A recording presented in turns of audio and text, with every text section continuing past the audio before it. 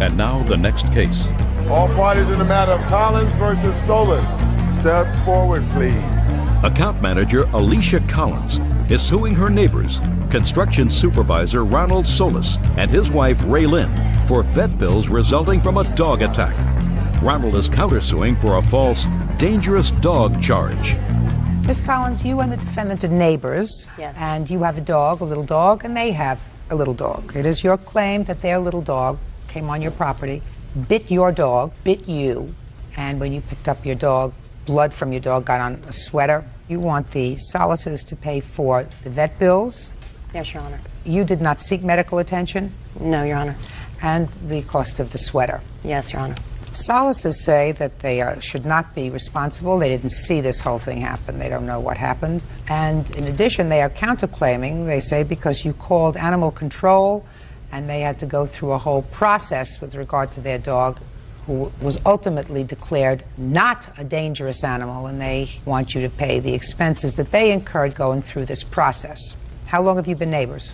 I just bought the house in September of this past year. And what kind of a dog do you have? A Yorkshire Terrier. She's 4 pounds, 8 ounces. And when did this incident occur with the Solises dog? September 10th. Shortly after you moved in? Yes. Were you at home? Yes, ma'am. What time of day? It was approximately 6 o'clock p.m. Okay, tell me what happened. My son was out on his rollerblades, and... Are you immediate neighbors? Do your properties abut each other? I can see the side of his house from the front of my house.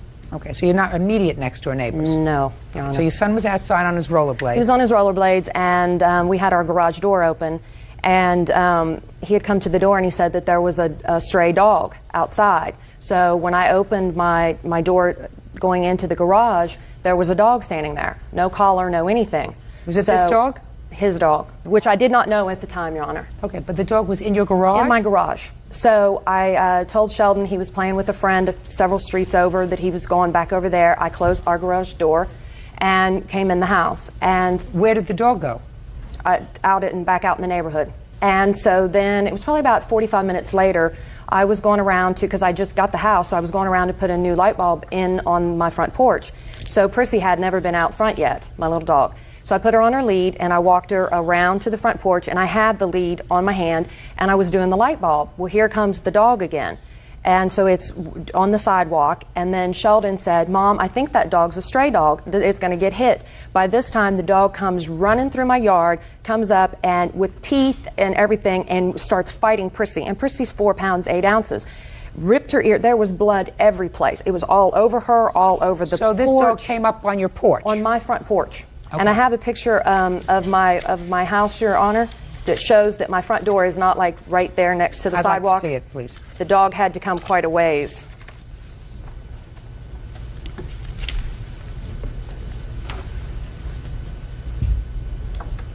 Okay. So Prissy had to, she was bleeding profusely. Then I couldn't get it to stop, and it had torn. The tooth of the dog had torn her ear and had nipped my hand, because when the dog started attacking, my dog was on her lead. I immediately just, yanked her up. Yeah, I yanked her by her lead. She's hanging. I've got her in my arms, and their dog kept jumping on me to get at Prissy, and ended up having its 2 teeth into my hand. I rushed Prissy in immediately into the house, yelled at the top of my lungs at this dog to get, just to get out of our yard and get away from us. I made my son come in. I ended up taking Prissy to the emergency animal clinic around the corner from our house, and they put her in emergency surgery. She stayed overnight. She ended up getting 3 stitches in her ear, which will never heal again because it was at the end of it, and it broke a blood vessel. That's where all the blood had come from that was everywhere. So, what were the vet bills? The night of the surgery was $397.28, and then for her follow-up, it was $28. And then she also had another follow-up, Your Honor, $43.73. And then after I had found out that their dog had not had its rabies shots, my dog had to go back to the vet, which was $68.37. Now, what about the sweater? And I also have the receipt for the sweater. It was a black silk sweater set that I had it was the second time I'd ever worn it. And of course, it was ruined. And I just wanted my dog taken care of, the main thing. Just give me the okay. cost of this. That's what we're here for. Give me the cost of the sweater set. The sweater was $85.52. $622.90. Is that right, Bird? That's right. Good. This thing broke. I think it needs a new battery. Oh, see, I just fixed it. Now I'll hear you. First of all, September 10th? Yes, ma'am. 6 p.m. Yes, ma'am. It was later than that. My wife called. I was going home from work, and she said. Were you at home? Pardon me? Were you at home? No, ma'am. My wife was. I was. Good. At my So work. I don't want to hear from you yet. She did not come to our house till the 12th. I don't care what she came to your Okay. house. Were you at home on September 10th at 6 o'clock? Yes. Where was your dog? I thought she was in the backyard. But she wasn't. I don't remember. Was she chained in the backyard? Is there a fence? There is a fence, yes. Has she gotten out of the fence? She's a Once digger. before, yes. Uh-huh. Because Jack Russells are diggers. Yes, ma'am. So they make holes under the fence and scoot out. Yes, ma'am. I know a little bit about Jack Russells. Bought a house from somebody who raised Jack Russells. Spent a lot of time filling in the holes that they made. That's what Jack Russells do. They dig holes. Yes. So your dog's gotten out before. Yes, ma'am. Well, you got out again.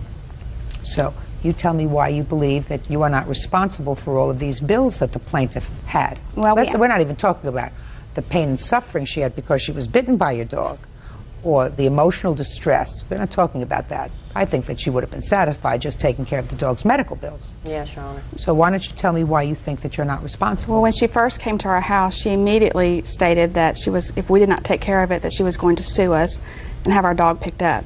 And I asked her, she'd have to talk to my husband because she was very irate and I didn't want to deal with her. So I told her she had to come home back when my husband was home. Why? Aren't you a big girl? Can't you take care of this business yourself? What do you have Sure. to deal with him for? She came to you. She's a woman. You're a woman. She got bit. Her dog got bit. She had vet bills. What did you have to talk to your husband for? What is he? He's got a bigger brain than you do? No. I don't think he does. No. You don't, do you, sir? You're not smarter than your wife, are you? In some instances, I think I am. Really? Really? Just that answer suggests to me that that's not true. So why don't you tell me, Mr. Salas, why you think you're not responsible for these vet bills? Because today is the first day she's seen our dog. She's not seen our dog before the alleged incident, nor since. Her proof is that she said that she talked to people, children that ride with her son on the school bus, and they said, yeah, there's a little white dog that lives at our house. And that's how she's going on the basis that it was our dog that attacked her dog. Or Excuse had me, a Your dog Honor. fight with I a dog. have his statement that we had to go to dangerous dog hearing before I could do in small claims. The statement that he submitted to the court September 30th, 2002, they went to each one of the neighbors, which, you know, it's like welcome to the neighborhood to me, and explained and told what happened. He states on here that neighbors puts their address that says that they saw his dog running from my yard after they heard the confrontation. So he's suing me for hearsay, but he also said it. And when we went to dangerous dog... You want to respond to that? Yes, ma'am. I'll hear you. I did say that after we asked her to get witnesses. Just a second. So you went to neighbors, and the neighbors said that they saw your dog leaving her house. Yes, ma'am. Okay, fine. May I finish? Uh-huh. The neighbor said that her son was playing with my dog and coaxed my dog into going to their yard.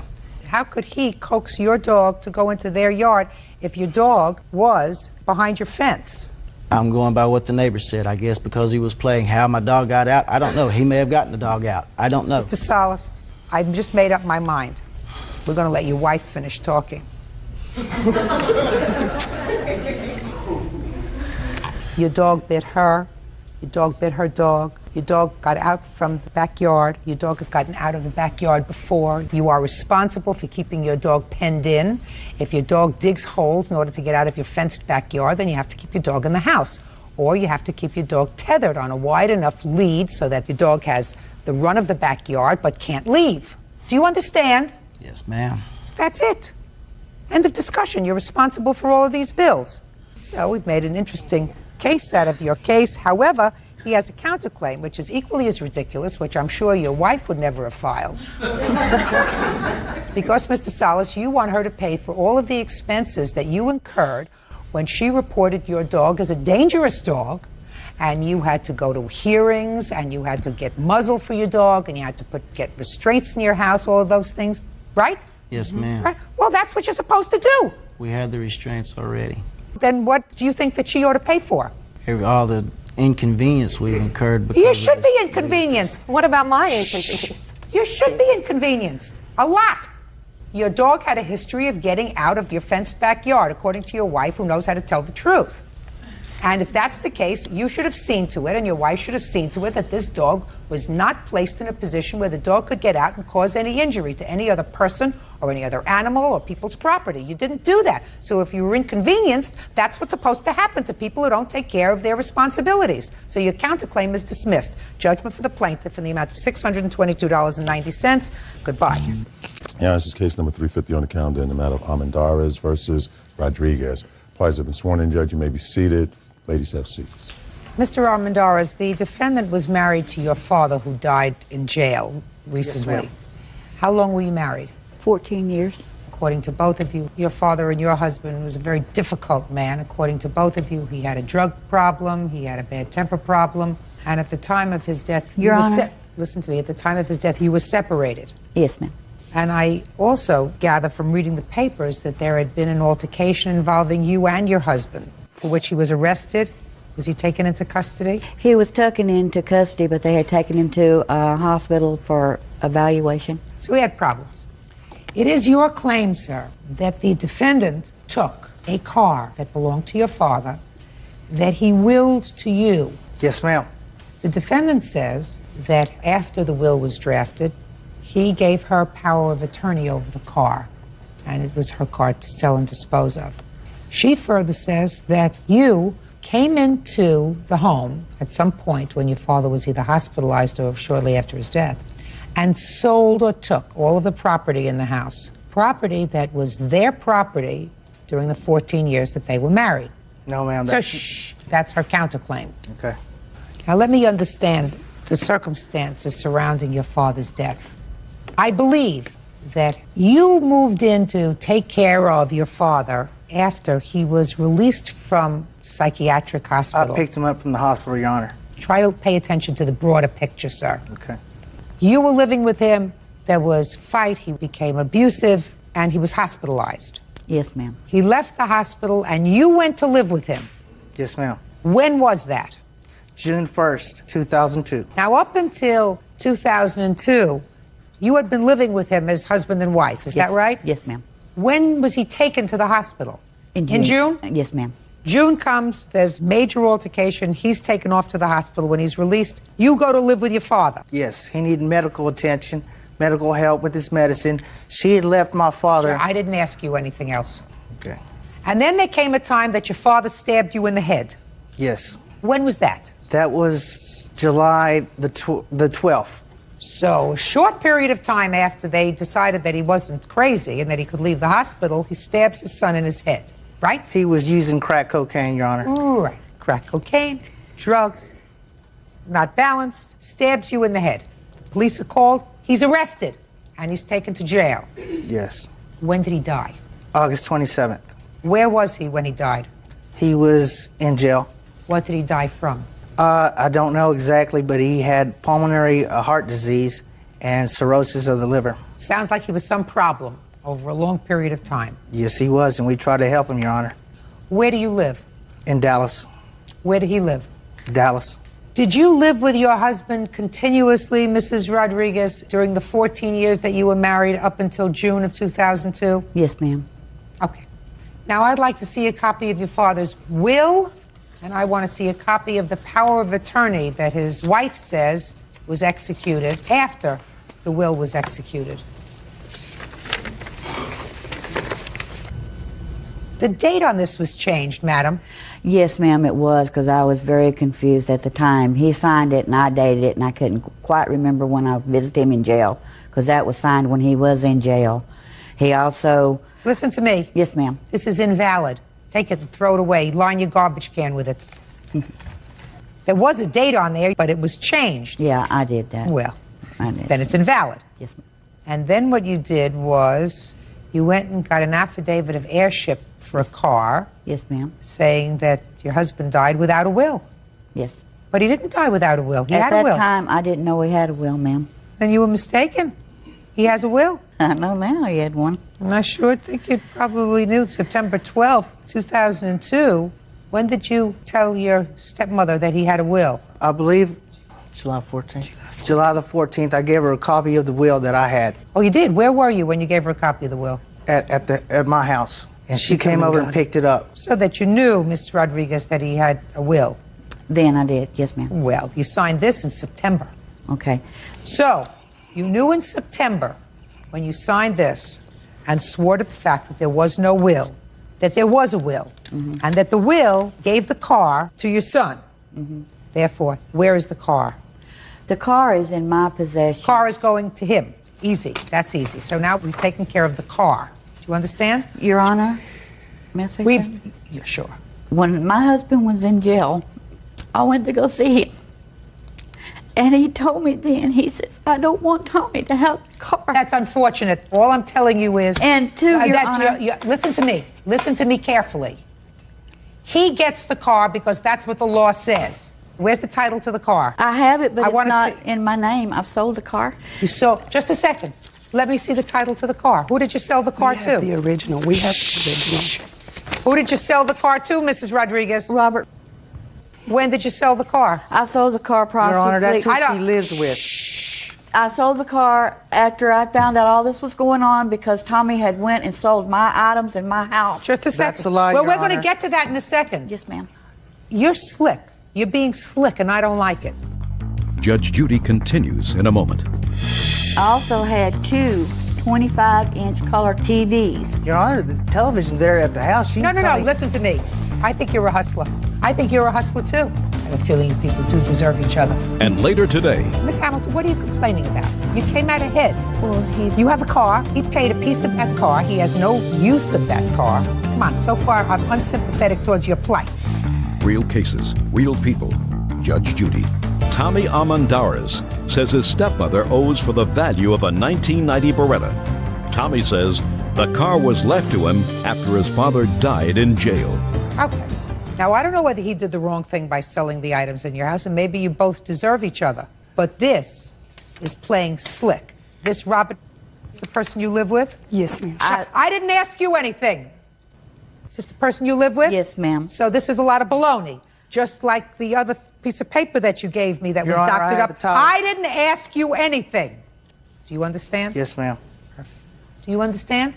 Yes, ma'am. All right. I don't want you to say anything else till I ask you. Yes, ma'am. What items do you claim that he sold that belonged to you and your husband? Oh, Lord. Everything. Everything that I've Fine. accumulated in the Mr. past 14 Almendarez, years. did you sell anything or dispose of any property that was in your father's house?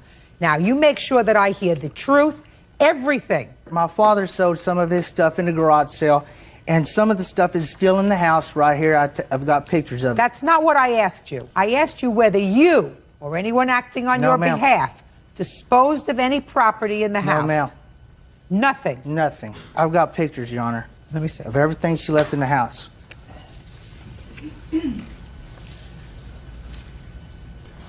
What was the date? And all this stuff is still there? 15th. Yes, ma'am. It's all there. It's all there. Show this to the defendant, please. Your Honor, may I say something, please? No, I want you to look. I want you to follow my directions. Yes, ma'am.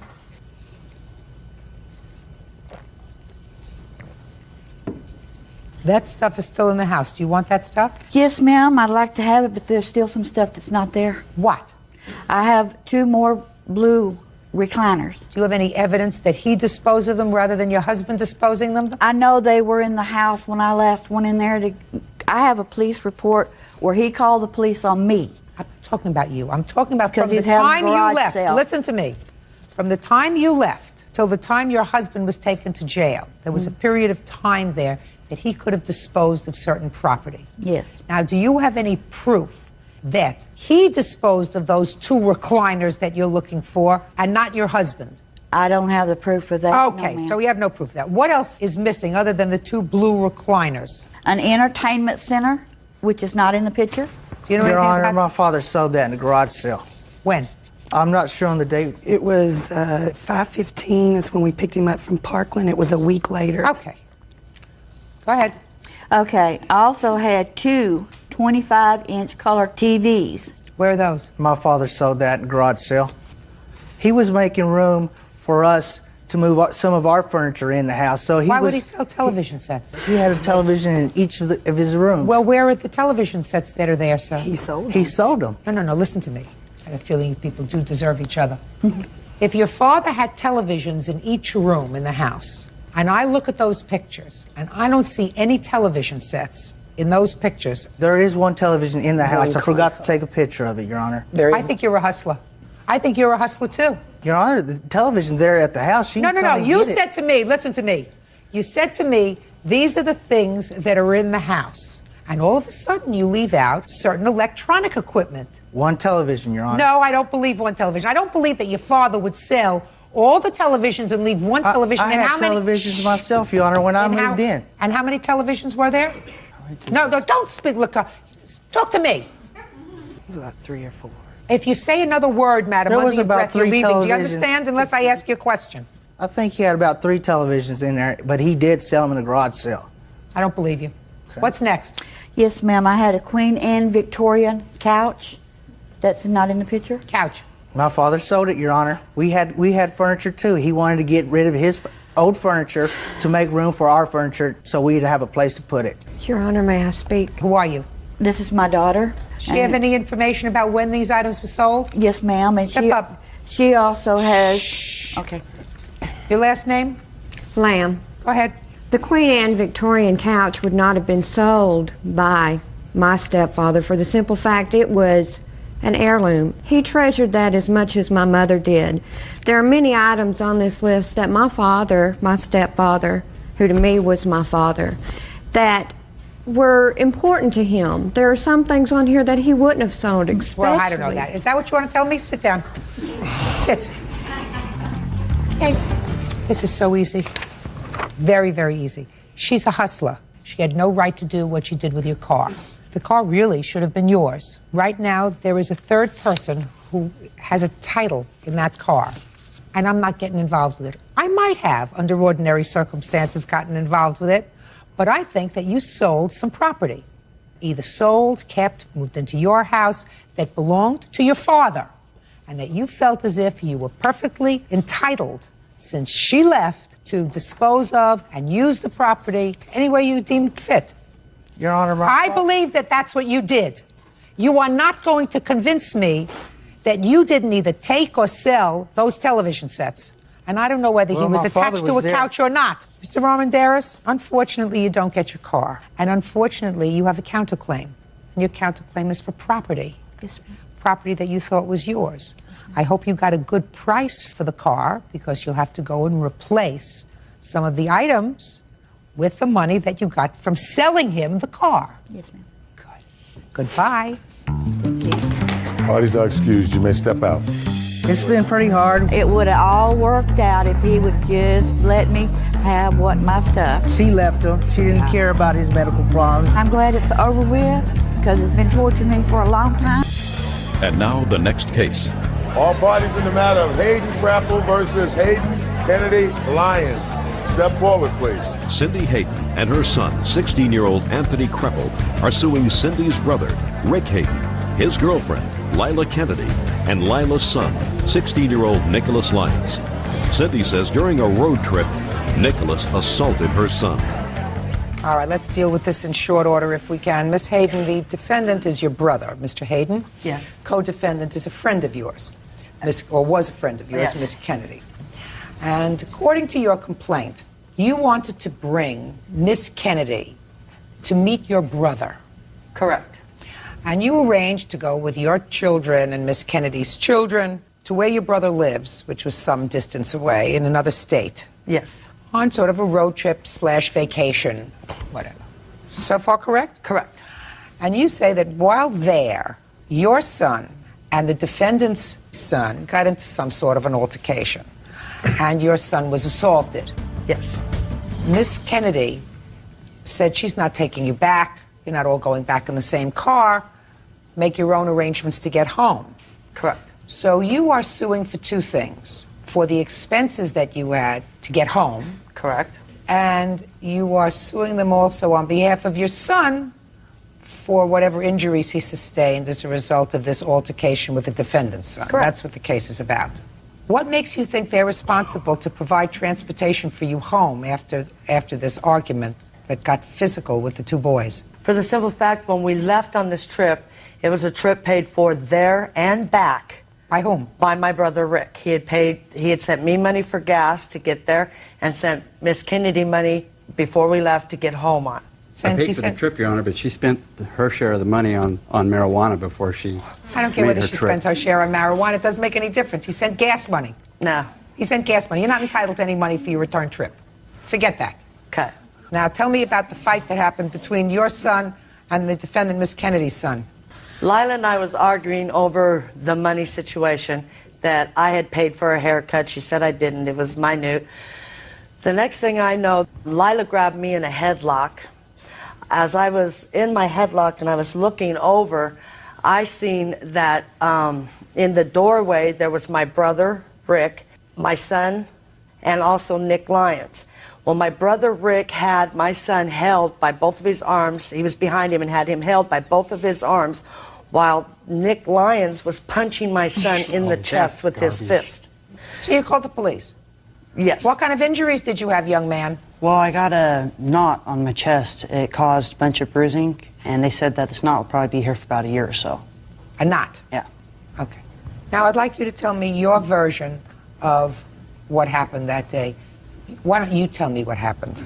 All the yelling and everything was going on, and Tony, he went after my mom, and I was defending my mom, basically. Was she holding this lady? No, that didn't happen until me and her son got into it, and I had him on the floor holding him down, and then she jumped on my back, threw me in a headlock herself, and had me to the point where I couldn't breathe, and I was turning purple in the face, and she grabbed her off of me, and that happened, and she had her back up against the wall, and me and Tony continued at it. Did he hit you at all? Not that I can remember. But you hit him? Yeah. How many times? Once in the face, and that was it, and I kneed him in the chest.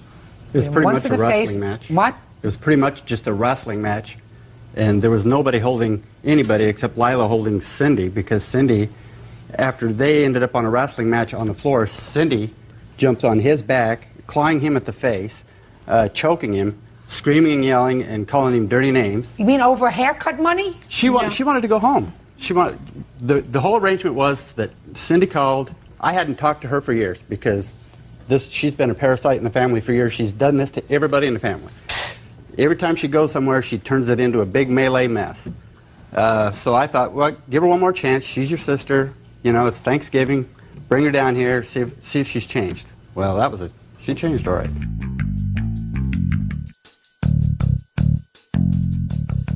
Okay. She wanted to go home.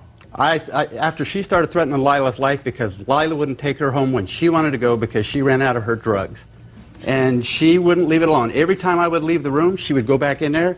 And the last time, when I finally got fed up, she told Lila, just wait till I get you home if you make it that far. So then Tony attacks Lila and starts screaming and went after Lila. I tried to separate them. Does that sound right to you? Actually, I was telling Lila that it was true. My mom paid for the haircut that Nick had. So you were arguing with Lila? Yeah, and then Nick came up behind me. Yeah, we were arguing pretty loud. Loud? You were yelling at her? Yeah, she was yelling at me and yelling at my mom. How old are you? 16. How old is she? Older. She's a mother. She has a child your age. Is that right? Yeah. So what were you doing yelling at her? I was defending my mom. Your mother looks like she can defend herself. Your lawsuit's dismissed. You had a fight, you had an argument, you were all involved with it. It got physical, which is outrageous for the adults to become involved with a physical argument. Now you want to be compensated for that, plus the ride home? You're dreaming. Goodbye. Parties are excused. You may step out. This is case number 446 on the calendar in the matter of Lee versus Blanche. Parties have been sworn in, Judge. You may be seated, sir. Have a seat, please.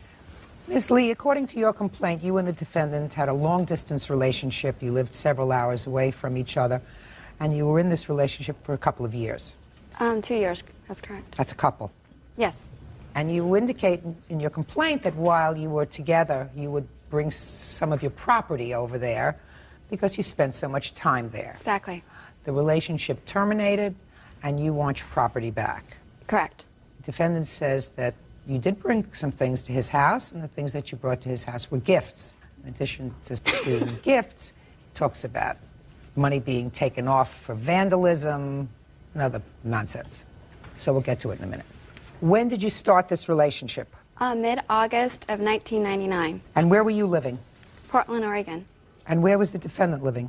Tukwila, Washington. How far is that? 180 miles. And how often would you visit him? Every single weekend. So far, is that correct? That's correct. And when did you start to bring property to the house? I wanted him to learn how to go to karaoke bars with me, and he wasn't comfortable with that. So I said, well, why don't I buy a karaoke machine and some CDGs? It's a very expensive system and microphones, and he already had a stereo system. And since we spent so much time there, that's the first time I bought that. So you brought it to the house? Yes, ma'am. So that's one of the items that you want back, your karaoke system. Correct. What else did you bring there? DVD player. Why would you bring a DVD player? Don't. Sorry, Your Honor. A DVD player. Well, tell me Correct. about that. Tell me how that Well, came about. Adam wanted to have a system downstairs. He bought a 65-inch TV downstairs with a DVD player. But then I said, well, I like to be upstairs because it's cold downstairs. And he says, well, we don't have a DVD player upstairs. So I said, all right, I'll go buy one. Okay. Just so, like that. So you went and you bought one. At Costco. I have the receipt. And you brought it to the house. I did, because I'm always there. Sorry. Sorry. I'm nervous. Don't be silly. Be sorry. nervous, but don't be silly. I'm sorry, Judge. Good. Okay, so you brought the DVD player over there so that you could use it upstairs because you were cold downstairs. Yes, correct. What else? I have a list. Do you want me to show it to you? Sure. Okay. Okay, it's organized by level of importance. No. I'm sorry. Listen to I'm me. sorry. Listen to me very carefully. Okay. I want you to tell me what things are yours. They're all Give me back mine. a list. Everything on this list is mine. Go, read it. Okay, the CDG collection. Slowly. $1,500, a CDG player, $300, a DVD player, $245, a set of microphone cables and stand, $150, office furniture at Costco, $399. She's been paid for these Oh, things. shh. Sorry, Your Honor. Now let's get to the office furniture. Yes? What kind of office furniture? It's a set because he had an office room. I didn't really like his office set, so I said, let's just go get a new one because I really liked him. I thought we were going to spend... Strike that. Listen to me. Okay. Strike that off your list. If you say, you have a set, I really don't like it, I'm going to get a new set. No, he wanted a new set. Or he wanted a new set, and you said, I'll go get it. Go ahead. What's next? Domestic stuff from Costco. We furnished his kitchen, and I furnished his bedroom set, comforters, pillows, yada, yada, yada. And I know you don't really... And then bathroom stuff, and then I also got him a tent for his car. A what? A tent for his car, but which he traded in. I'm curious, how did the tent come about? He said that he can't drive a car without a tent. Shh, please. So he wanted one, so I got it for him. Good, that's nice. That's a gift. Next. And all the other furniture that I bought was like a dry erase board, wall, like I had 5 wall frames that I bought at an auction. Well, what'd you bring him there for? Because I moved out of my condo and I didn't have room for it, and he said he'll hold it for me. Oh, really? Those things I want to hear about. What was that he said he would hold for you? Well, because I didn't have room in my...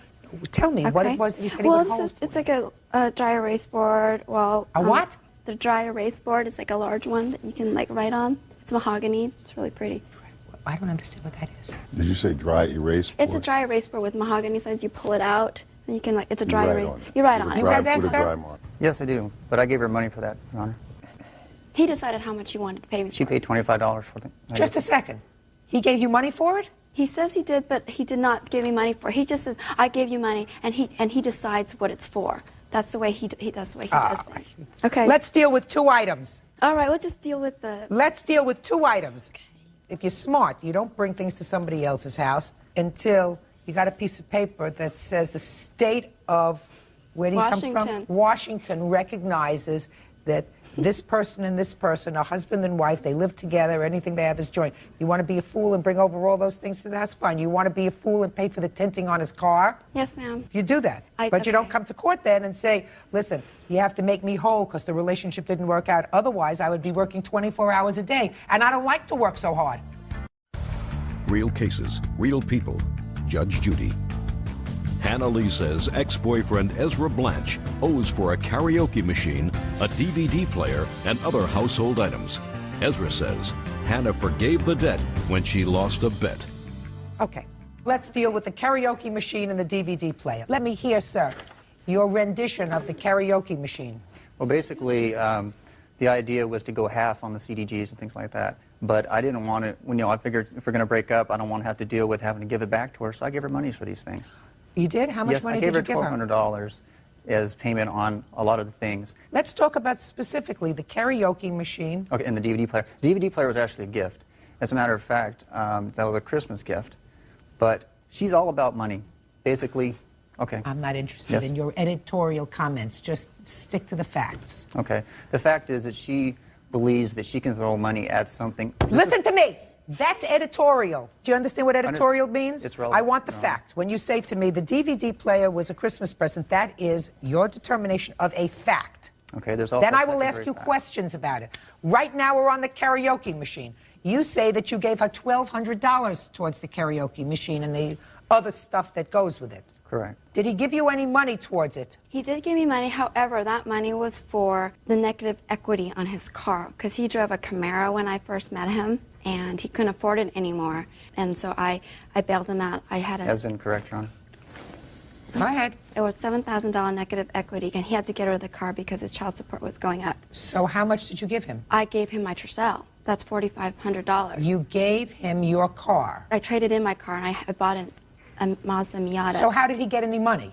My car was the money, and I said, well, I lost my car in this trade, and he said, I would pay you $100 a month to help with your payments and stuff like that. So I took the $1,200 as part of the money for my car. Did she help you out with your negative balance on your car? Basically, she traded her car in on a deal, and I also paid money also. I don't care about what you paid also. I'm talking about what money came out of her pocket. Are you following me? Did she, in the course of your relationship, help you out by trading in her car, which cost her some money? It was also for her benefit, Your Honor. Was it for your benefit? Both, yes, Your Honor. How much benefit did you receive from it? $1,000. Did you pay her back for that? Yes, Your Honor. So you paid her back the $1,000 in addition to the $1,200 that you gave her for the karaoke machine? Based on a bet, Your Honor, yes. Excuse me? Based on a bet, Your Honor, yes, and also based on What do you vandalism. mean based on a bet? Explain that to me. She made a bet, Your Honor, that she would have a six-pack of abs in 30 days. No, I don't understand. Didn't say a word that you said, sir. She made a bet, or she made a wager that she could do something within 30 days. When she did not do it in the 30 days, she lost that particular bet. She lost that bet, and who did she make the bet with? With me. So it's not that you paid her the $1,200 No, I did pay her $1,200, Your Honor. So what you didn't pay her for was the $1,000 for the car? Correct, but we never agreed to pay on that. So what debt was forgiven as a result of this wager that you had? I have a list, Your Honor. Of things that were forgiven as a result of the wager? A list of things that she purchased and I've paid for either with the wager or with services or with vandalism. Tell me about the vandalism. Well, basically, she has a very, very nasty temper, and she has a problem with my past. What did she do? She put a hole in my wall, she kicked dents in my door, she put holes in my door. Now, did she do this, and after she did this, you terminated the relationship? Terminated the relationship several times, Your Honor. All right, but you didn't terminate the relationship after each of these incidents, finally. Actually, I did, and then she would always try to throw money back at me. Whatever, Yeah. sir. You didn't. She punched a hole in the wall, you had a fight, she left, then she came back. Is that right? Yes. And you took her back, right? And she continued to come on weekends. Correct. That is what we call forgiving. You forgave those things. You don't come now and say, I sort of charged it off to debts and wagers. Listen, sir, you have a DVD player in your house and a karaoke machine, is that right? Correct. Does the karaoke machine work? Yes. And all the accoutrements work? Yes. And what about the DVD player? Does it work? Yes, Your Honor. Good. Pack it all up, because she's getting it back. Not all this other nonsense. But this she's getting back, because if you have a relationship that doesn't work out, clearly the karaoke machine you say you paid for, I don't believe you paid for it. What about the damages, Your Honor? I don't have a counterclaim for damages, sir. You never filed a claim against her for damages, did you? No, I didn't have a chance to, Your Honor. Well, chance. That's what we're here for. I don't have a claim. The karaoke machine you said you paid for, and then you did the negative equity in the car you didn't pay for, but then there was a wager, and she said, if I can spin around 4 times with a banana on my nose, then I will pay for it. Whatever the bet was. She lost the bet, so you said, that's baloney. Okay. Relationship is terminated. You have to do the right thing. The right thing is if she invested a lot of money in electrical equipment for your house. The DVD player was a gift, Your Honor. Does it sound familiar to you that she said, let's put one upstairs because it's too cold downstairs? Not exactly, Your Honor, no. Well, what exactly? You said not exactly. Was that a no or a yes? Well, she told me that I could forget about paying for that because she had done something in the relationship and she wanted to stay. She said, you can forget about paying for it because I did something wrong. Correct. A minute ago, you told me it was a Christmas present. Well, I'm talking on top of that, Your Honor. Well, a minute ago, you told me it was a Christmas present. Yes, Your Honor. You see, when you lie, sir, what happens is you usually trip over your tongue eventually, you know, eventually. You're giving back the DVD player and the karaoke machine. They're going back within 5 days. Pack them up. She will pay for shipping, correct? Yes, ma'am. Perfect. Court will prepare an order. Good luck to you both. Goodbye. Parties are excused. You may step out. It just didn't work out, but I still care about him a lot. She's got a very nasty temper. He's a good person. She likes to get physical and violent. I wish him the very best. She needs to grow up. And now the next case. All parties in the matter of White versus Kamara, step forward, please. 23-year-old substitute teacher Laura White is suing her ex-fiancé, 30-year-old artist Jeremy Kamara, for credit card charges. Jeremy says Laura forgave the debt when she decided to keep the engagement ring. Miss White, while you were dating the defendant, you decided to do one of the foolish things that people do, and you got a credit card for him. I assume your credit wasn't good enough to get a credit card yourself. Is that right? Yes, I guess so. Huh? Yeah. Okay. And on that credit card, there was a zero balance, and you purchased nothing on that credit card. Is that right? Correct. He had sole custody of the credit card. Yes. He put some car repairs on the credit card, and he also bought you an engagement ring on the credit card. Yes. When you broke up several months later, you say that while he paid you some money, he did not pay the balance. And with charges, etc., it comes to about $1,300. The defendant says that you elected to keep the engagement ring, so he shouldn't have to pay for that, and that he did pay some money, but because you elected to keep the engagement ring, he doesn't feel as if he has to pay anything else. Is that right, sir? Yes, it is. That's right. Do I scare you? No. Then speak up. Let me see the credit card bills. Let me see the ring. I see you've got a box there. I assume you're willing to give him back the ring? Yes. Perfect. Why did you want to keep it to begin with? I never wanted to. I just kind of kept it for collateral. Oh, it's lovely. I didn't ever want the ring, but he still owed the money, so. You said if I didn't give you, if I gave it back, Listen I to wouldn't me. have to pay. First, you don't speak loudly enough so that I can hear you, and then you talk to her. You don't talk to her, you talk to me. Okay, she's got certain amounts here that you paid, sir. She says that on December 7th, you paid $100. Does that sound familiar? Yes. $36.50 on another date by check number 598. Another payment of $100. And she's got the check number. Another payment of Laura paid $36. Yes. What did you pay that for? He wasn't paying me. There were only certain months that he did pay me the And money. then she paid again $40 because the account became delinquent. And then he paid $35 in cash back in, looks like June. And Laura paid $34 just to keep the account out of collections. Then her mother paid $400. After she got the ring back. What do you mean after she got the ring back? After she got the ring back, I didn't have to pay none of the money on the ring no more. I just had to pay for the car that got fixed. Well, now you're going to get the ring back. She doesn't want to pay for it. Well, I don't want to have anything to do with the ring or nothing. Let me understand this.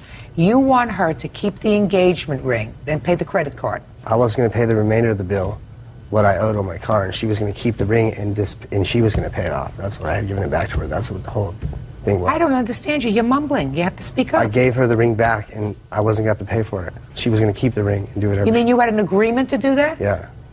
And I missed $150. Just a second. When did you make the agreement that she would keep the ring? Right after she didn't want to deal with it no more. I just said, I'll give it back to you, and I won't have to pay anything except Would you talk? I mean, it's hard for me to understand him.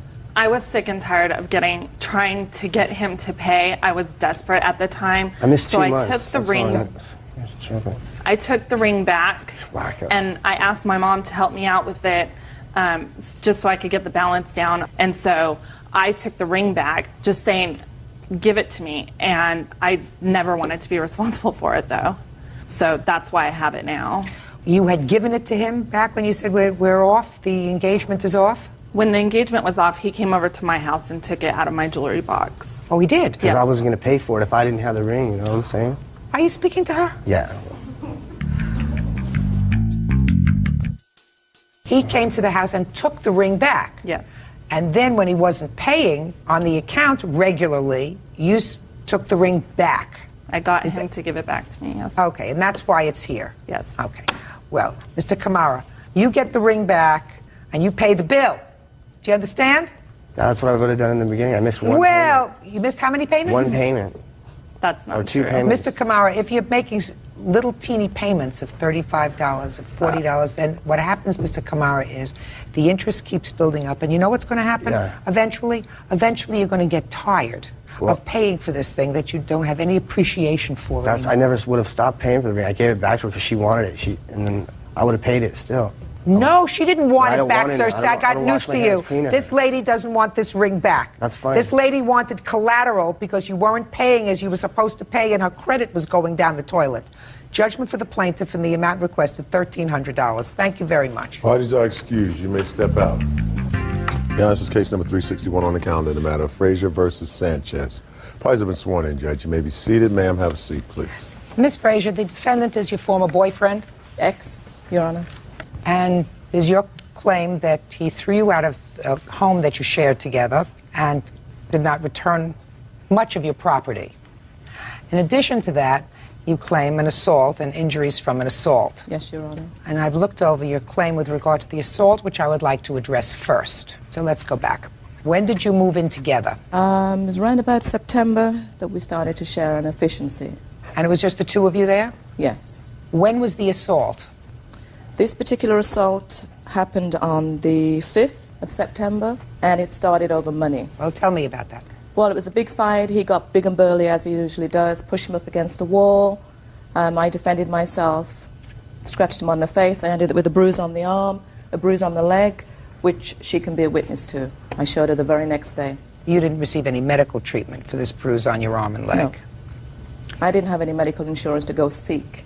Let's be honest with each other. I'm being honest, Your Honor. Okay.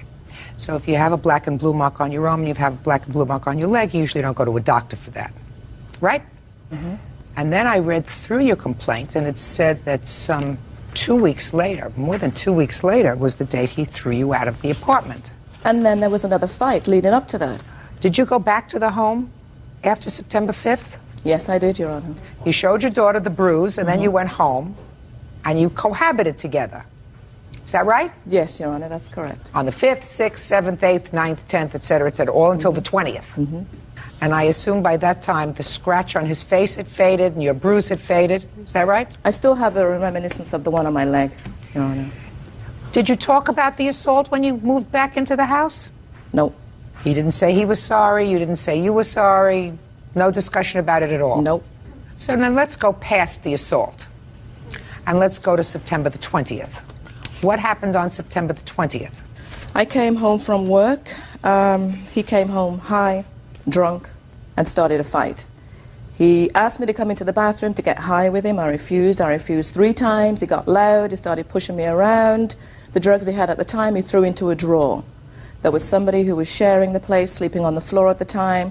When he got into the fight with me, the person told him to leave me alone. It wasn't worth going to jail for. He told him to leave me alone, let me leave, etc., etc. I started to pack things up to get out of there, because if I didn't leave, I probably would have been dead. Okay. So you left. Now, what property do you claim you left there? I left a picture collection. I left drawers of clothes. I left suits hanging up. Everything that I owned was in that Pictures and efficiency. clothes so far? I'm sorry? So far I have pictures and clothes. I had a TV, VCR.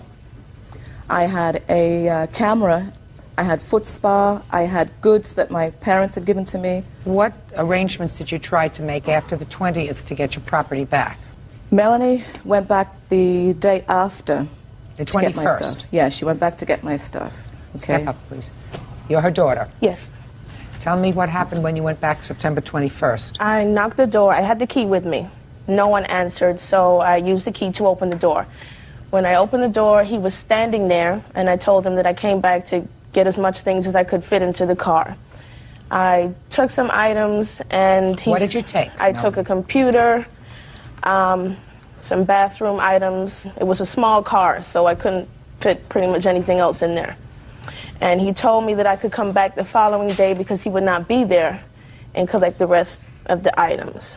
I went back the following day and the locks were changed and no one was there. So you went back on the 22nd and the locks had been changed? Yes. And then what happened? And when I met up with my mother again, I explained to her that the locks were changed. I couldn't get in. I couldn't get anything. We tried to figure out a way when we could go there again and get the rest of the items. At that time, Your Honor, I actually called the apartment complex and told them that I would be there the next day with a van to get my items. I could not get in because the locks had been changed. So, now I'll hear from you. Where would you like me to start, Your Honor? I'd like you to start with her property. I'm going to make fast work of the assault.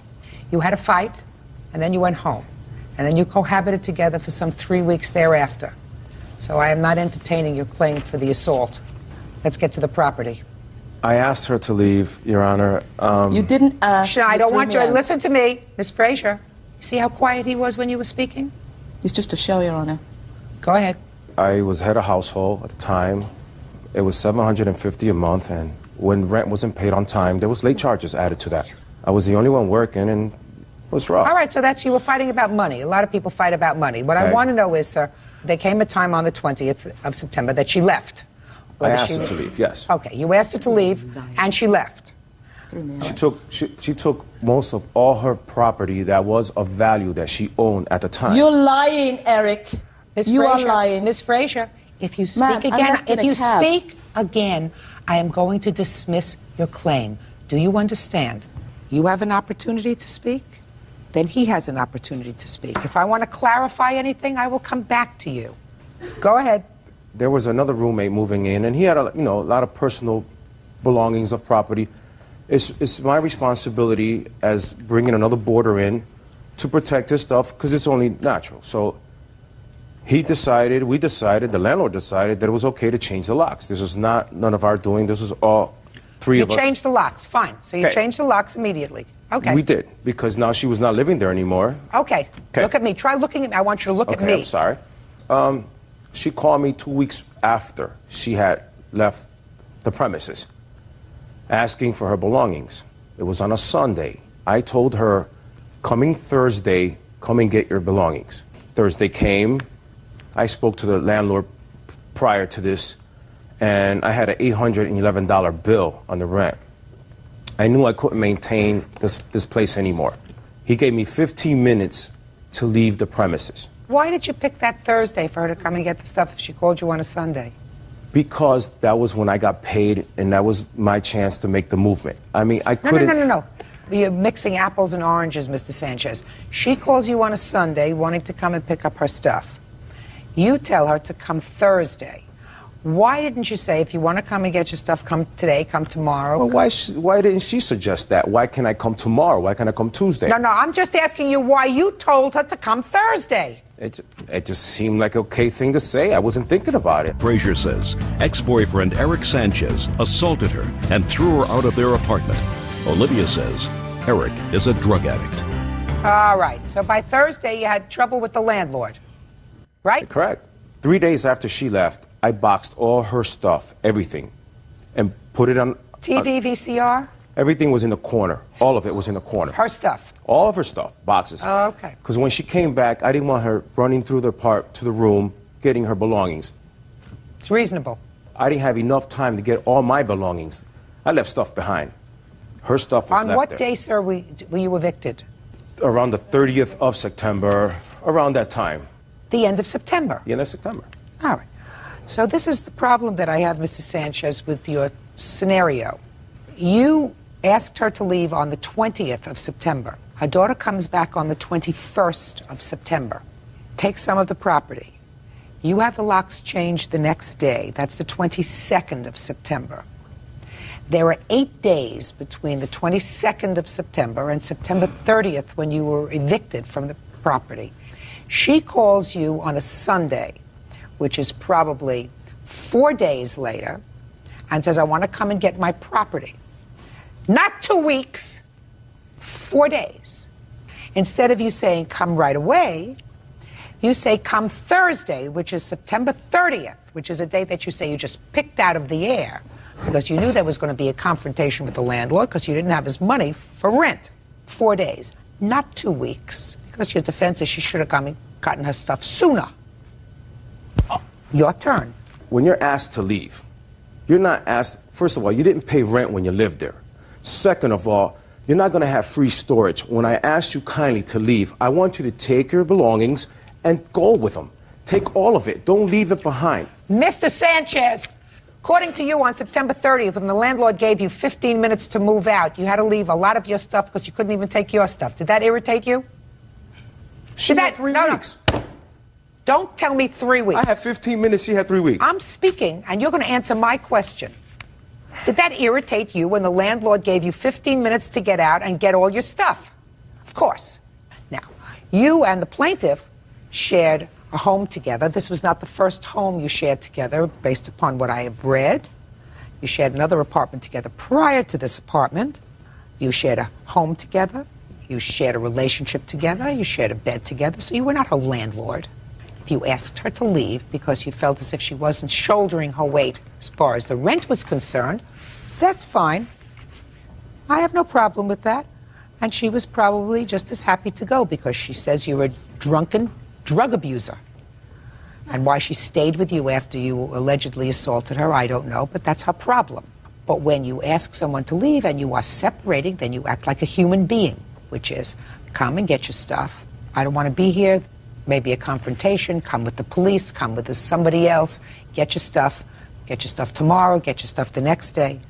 Clearly she wasn't abandoning her property, sir, because her daughter came back and tried to get as much of the property as she could. And you had boxed her property and put it in a corner. And it wasn't 2 weeks, it was 4 days since she got a phone call from her saying, I want to come and get the rest of my stuff. That's if I believe you. And it was probably even before that.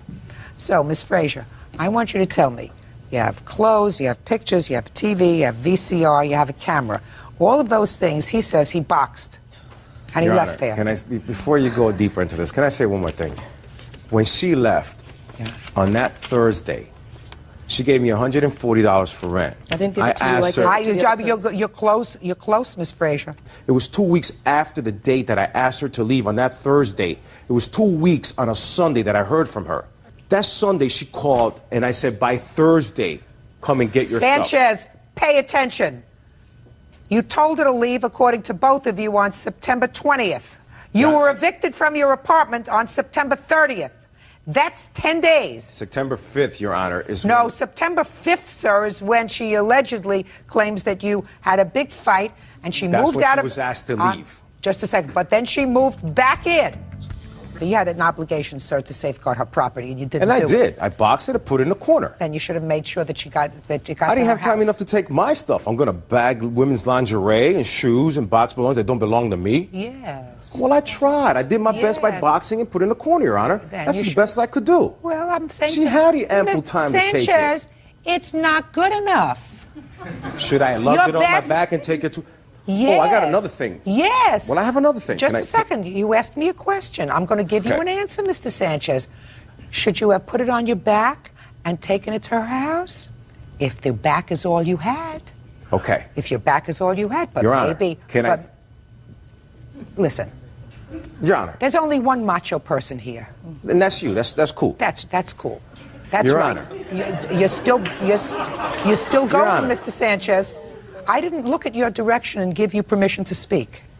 A woman who lived with you, shared your bed, shared your thoughts, shared a lot of reasonable times and a lot of terrible times, but you wanted things to be over reasonably, then that's what you do. You strap the stuff on your back, and little by little you take it over to her house. Okay, Your Honor. Now I'm almost ready to say, now I'll hear you, Mr. Sanchez. I'm not totally ready yet, Mr. Sanchez. You're gonna... Just almost ready. Okay. Now I'll hear you, Mr. Sanchez. Okay. That's all good and fine. A man can do this. But when you leave without a foreign address, without recognition of your job, a number, where she stayed or lived, because had I had that information I would have called her and say, come and get your stuff now. I'm off on this day. Please come get your stuff. I didn't have any clue where she was. All right. Now, Mr. Sanchez. Carrying the stuff on my back would have been cool, but where am I going to take it? Just a second. No dramatic. Where am I going to go? Around town? Mr. Sanchez, don't irritate me. Don't irritate me. I'm just getting over the fact that you wore shorts to court. Where was Miss Frazier working while she was living with you in August? She wasn't working. Excuse me, Your Honor. Can I say Yes. something, please? Okay, the first apartment that they shared together, She paid the rent. I know. She says in her complaint she paid the rent and he didn't. Listen to me. Where were you working in September? I was working for a local computer company, which he knew of. But before that, I was going to school. Don't speak. That's where the $140 came from that I gave to the roommate. Pay attention to me. Did he have the telephone number? Yes, there was an 800 number, and he also had the number of where I was staying, which was with her. He had that number weeks before. Okay. And you live in the same town? Yes. Okay. Not true. All right. Now, pictures, clothes, TV, VCR, and camera. Do you have bills for any of those things, Miss Frazier? There was a box of receipts that he allegedly boxed up. So I don't the have answer them. is you don't. No. Was it a new TV? What size TV? 27-inch Zenith is a year old. Okay. Do you remember how much you paid for it? Yes, I paid $227. And what about the VCR? And the VCR was $155 from Brandsmart. I'm still in their computer system. And the camera? $375. Reasonable enough. And assorted clothing and pictures, is that right? Yes. The scanner. I had a scanner. I had a printer. I also had a digital camera on my computer. I had belongings that my parents gave to me before they died. I had a crystal collection that was worth over $1,500. Do you have an appraisal? $1,500. Do you have an appraisal? Not here. It's amazing. All of a sudden you got all this stuff of value, but you leave it behind. Because you stole it, so shut up. You're close. Miss Frazier, you're close. You're almost home. He annoys me, Your Honor. He annoys me too. But don't you understand, Miss Frazier, don't you understand? You made a mistake. I did. Yeah. You paid for the mistake. I don't believe that you had all this valuable stuff. My God, thousands and thousands and thousands of dollars. But I believe you left a lot of stuff behind. He's going to have to compensate you for it because he didn't take care of it. You have a job. He had the locks changed, so you couldn't get it. Go to the police. I did. But that's what you do. You go to the police and you say, I want to get my... the police, and here it is, his report here. I want my property, and the police went with you to get your property? And what happened? When I went there was nothing there. Oh, because you went after the 30th. I'm talking about before. I'm talking I went about 4 times, Your Honor. And the landlord said should that he'd have proof observed of 4 times. you going in there, moving stuff. You came with one bag. You're speaking. You're almost there. Judgment for the plaintiff. Before you really, really do it. Because you're going to fight with him. It's not going to do me any good. It's not going to do you any good. Certainly not your daughter. He doesn't care. Judgment If for she the had a plaintiff. small vehicle, Your Honor, and you really could... Hey! So much. Make 5 trips. Can I ask you a question? Can I ask you a question? Did you ever go to church on a Sunday, on Easter Sunday? Yes, I have. Do you get dressed to go to church, or do you wear shorts? Do you get dressed to go to church, or do you wear shorts and I apologize, sneakers? Your Honor. Good. Judgment for the plaintiff in the amount of $2,200. That's all. Parties are excused. You may step out. Now this is case number 370 on the calendar in the matter of Parker versus Martinez. Parties have been sworn in. Judge, you may be seated. Ladies, have seats, please. Mr. Parker, which one of your daughters loaned her car to the defendant? Jennifer, be that one right there. Step up, Jennifer. How do you know the defendant? I used to work with Carlos, and he dated my best friend. And when did you tell him he could use your car? I let him use it on August 10th. Was it the first time you let him use your car? I let him borrow it to go to his sister's house one time. And So it wasn't the first time? No. Did your father know you were lending him the car? No, he did not. Were you under instructions not to let anybody use your car? Yes, I was. So why did you let Carlos use the car? Because the situation he was in, he was supposed to go to a court in Enfield, and he had no other way of getting there, and I felt bad for him. I didn't want him to get in any trouble, and he said that if he didn't go to court, he'd have an arrest warrant out for him. Oh. And so I felt bad. What'd you have to go to court for, Carlos? A group of us. Is not an answer. Nah, it's not. But a group of us, including her, we were at a party with a whole bunch of internationals that come to work at Six Flags. And for me, trying to round up everybody so we can get out of there because the cops had shown up, and telling everybody to leave unless you belong to the campus. The cops said, we're going to start with you, because I was outside, so he arrested me, threw me in the car. That's not true, Your Honor. We were at the party, and the cops told us we had to be inside. Inside where? Just inside the buildings. And they told everyone they wanted us in the building just because we were being loud and everything. And as long as we stayed inside, there wouldn't be a problem with it. Carlos didn't want to stay inside. He felt that he could be outside if he wanted to, and that's why he was arrested. Your Honor, I think that's false. I remember the cops saying that they wanted everybody out because everybody was trashed out their minds. What happened at your court hearing, Carlos? It got, like, waved off, continuous without finding, nothing really, because it was like I didn't really do nothing, I was just outside. This was the first time you were ever arrested, Carlos? No. So you needed Jennifer's car to go to a court hearing? Yes. So what happened? You went to court? I went to court. And everything was fine, Yeah. and then you left court, and what happened, Carlos? I was coming back, going through Springfield, and I went to take a left on the street, ran a stop sign, and hit a car to get back on the highway to go back to Six Flags to drop off her car. Was anybody injured? No, thank God. I wasn't so concerned about you. I was concerned about the other people So in was the I. car. Why did you run the stop sign, Carlos? And I don't know. I probably didn't see it, or I don't know. Yes. I think I can shine some light on this. He was being followed by the police. He was cited for failure to stop for a police officer, running a stop sign. He was passing cars, trying to lose them. He took the corner so fast that not only did he not stay in his lane, he went to the other lane, T-boned this car, and flipped it over. Does that sound right to you? No. Well, Were you being followed by the police? Nope. You have a police report? Yes. I'd like to see it, please. On the back, there's a date with a pre-trial conference that he had. Take your hands out your pocket, please. There's also 2 independent reports that are with that from eyewitnesses.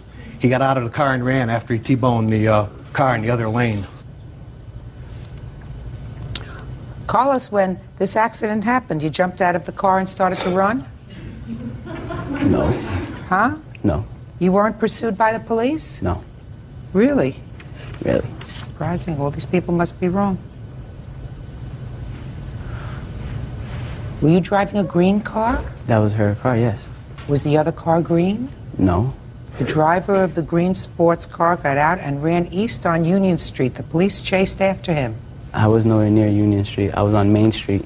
Well, maybe if I change Union Street to Main Street, you would find it more accurate. No, because I was parked at a Dunkin' Donuts, so I don't see where you would get Union Street if you knew the area. I'm not talking Union Street. I'm talking about being pursued by the police, Carlos. Regardless the fact is not about Were the police you- chasing me. The fact is that I'm asking here, you a question. and I'm answering you.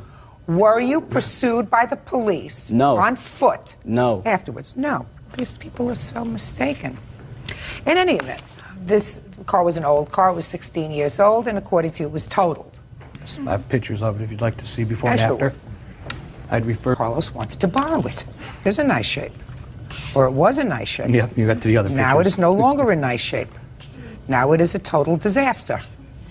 A total wreck. Okay. You know what the book value is on the car? Yes, Your Honor. I went online to Kelly's Blue Book, which is probably the leading authority on book values.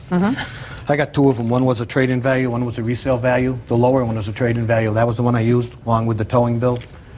We had to get it home. She had her clothes and school books and everything inside it. Okay, so the whole thing is $925. For the car, Right? yes. And you had, I assume, no collision insurance. No. Carlos, why don't you feel as if you have any responsibility for this car? Because, Your Honor, she's lent me the car plenty of times before, not only once, more than 7 times I know she's lent me the car. Yes. Not only to go to court, not only to go to my sister's, but for other reasons. Yes. She knew how my driving was. What do you mean how the driving was? I'll tell you straight up, I'm a reckless driver. You know, I ain't gonna lie. Well, let me ask you this question, Carlos. In the other 7 times that she lent you the car, were you ever in an accident? Nope.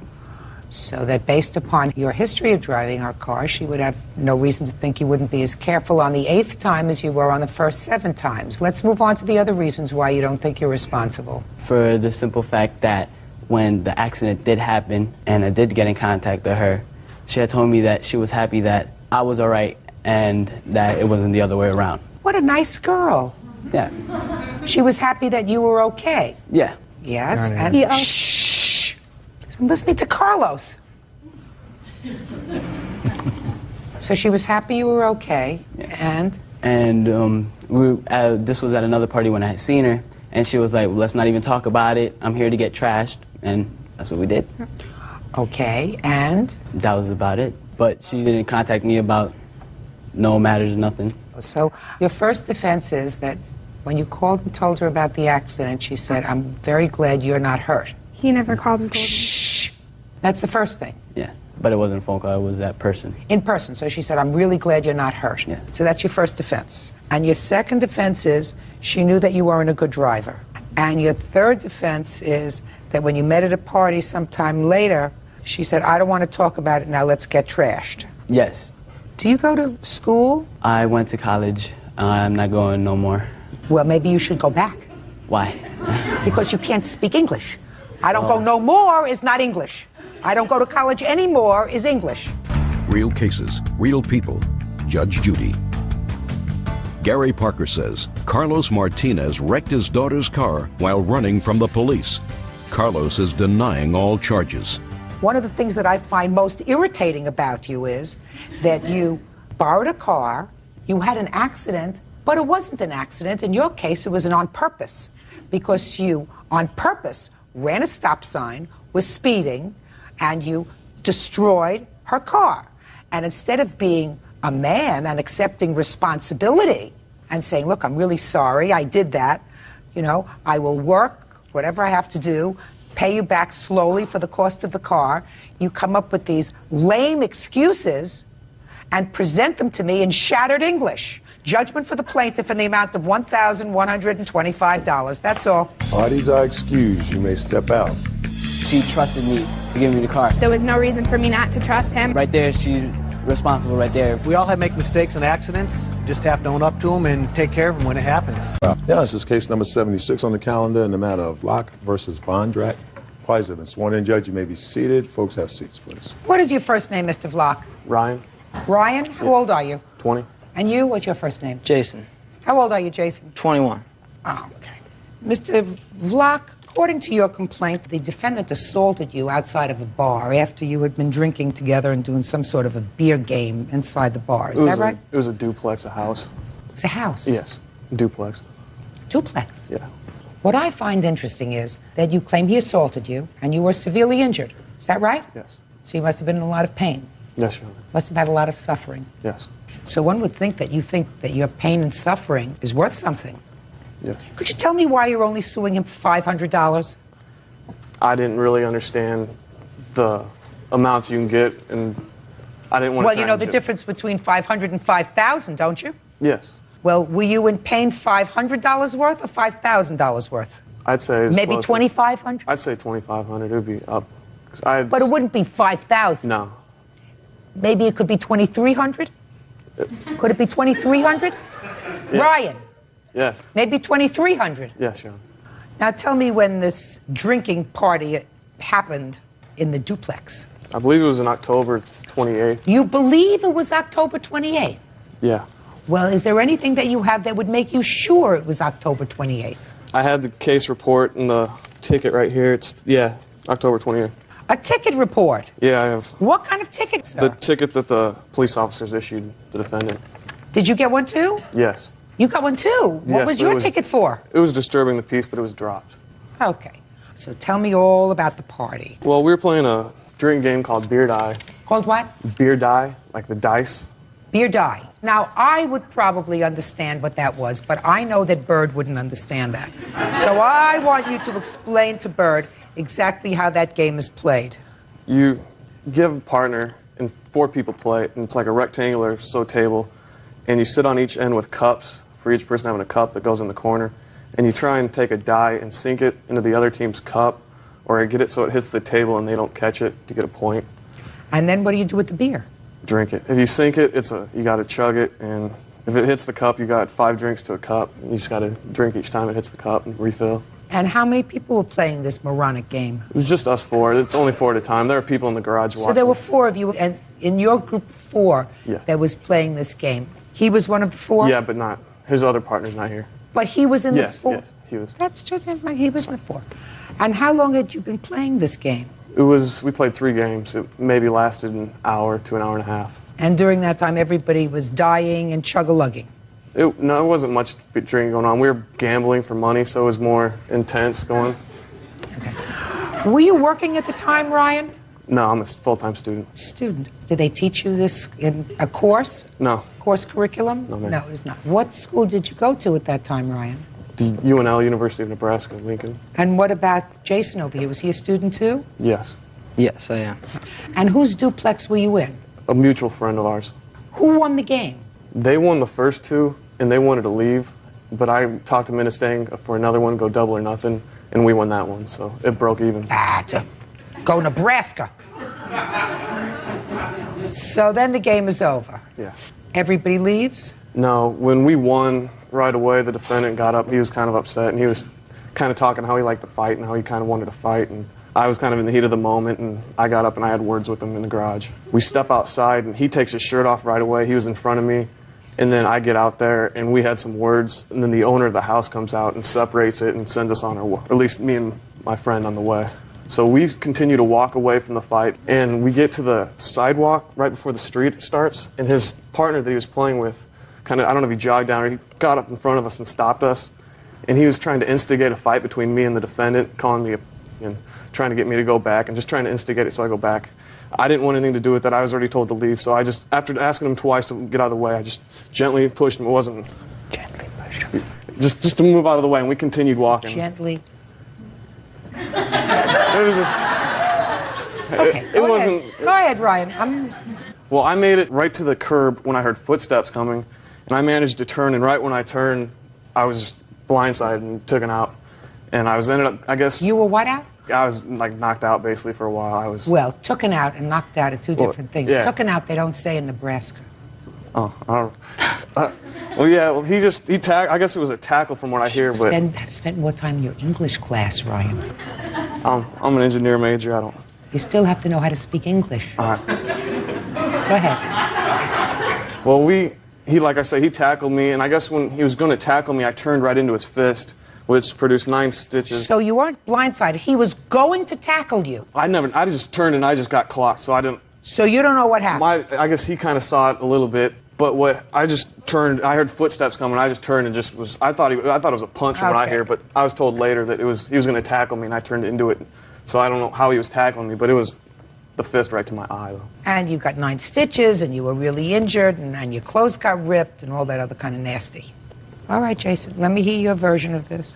Okay, we were playing the beer die game, right? We won the first 2 games. He was kind of upset about it, talking trash, calling us names, We're just like, whatever. We were there to have a good time, And we were going to leave, take off, and he's kind of... Just listen to me. I'm really sensitive about this. I want you to continue your testimony, and I want you to leave out the words you know. All right, now, I'll do my best. No. Do your best isn't good enough. You do it. Judge Judy continues in a moment. At least one other guy kicked me in the head, knocked me out unconscious. I have a picture of my face. Care about it. Okay. Then from there... It's not that I don't care. It's just that I don't care. And later today... He was yelling. We woke my effing neighbors up, and one of his friends had apologized to me, and Mr. Booth yelled, "Sorry, hell, I fell." We were pretty intoxicated. Real cases, real people. Judge Judy.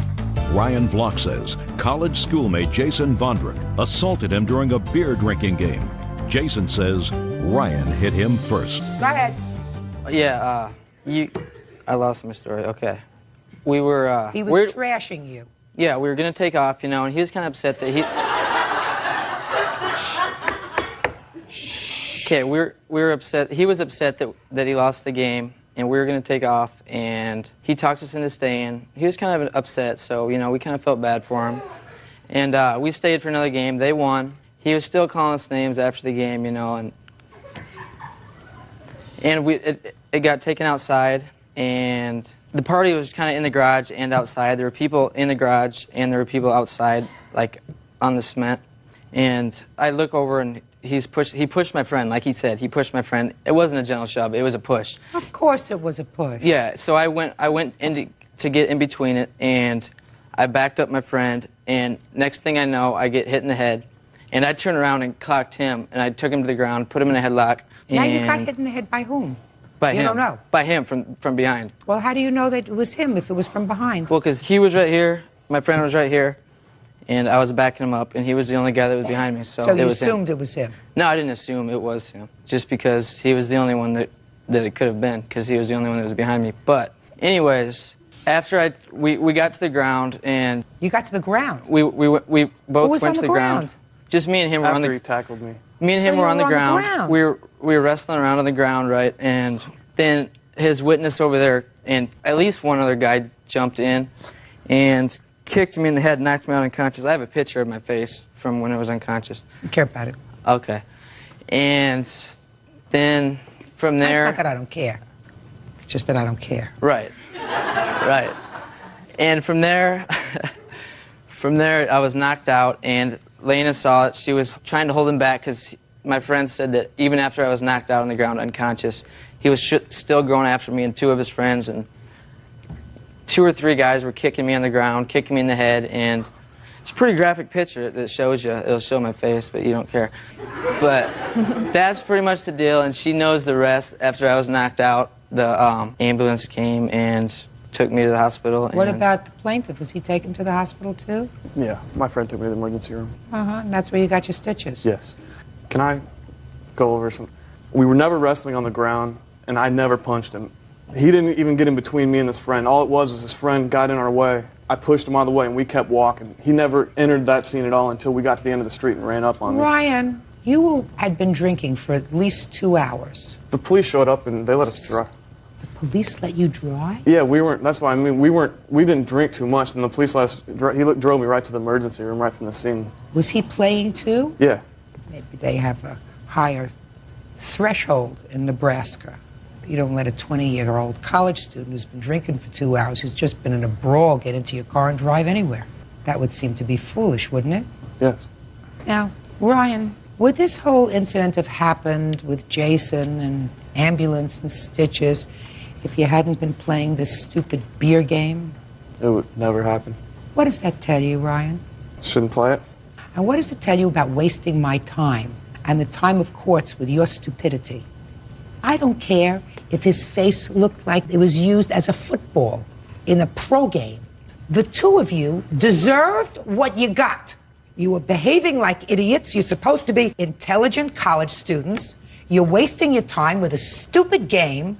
Both of you said things that you shouldn't have. Both of you were ready to fight with each other before this started. You both had attitude, and it got out of hand. What do you want from courts that have important things to deal with? Well, I understand if it was mutual conflict or if we were at it, but we were walking away, we were going towards the car, and we were leaving. We were done with the situation, and like I said, he ran up from behind after his friend tried to get... No, listen to me, Ryan. According to your testimony, the first person that put their hands on another person was you. Yes. Was you. You say, I just tapped him out of the way and told him to move.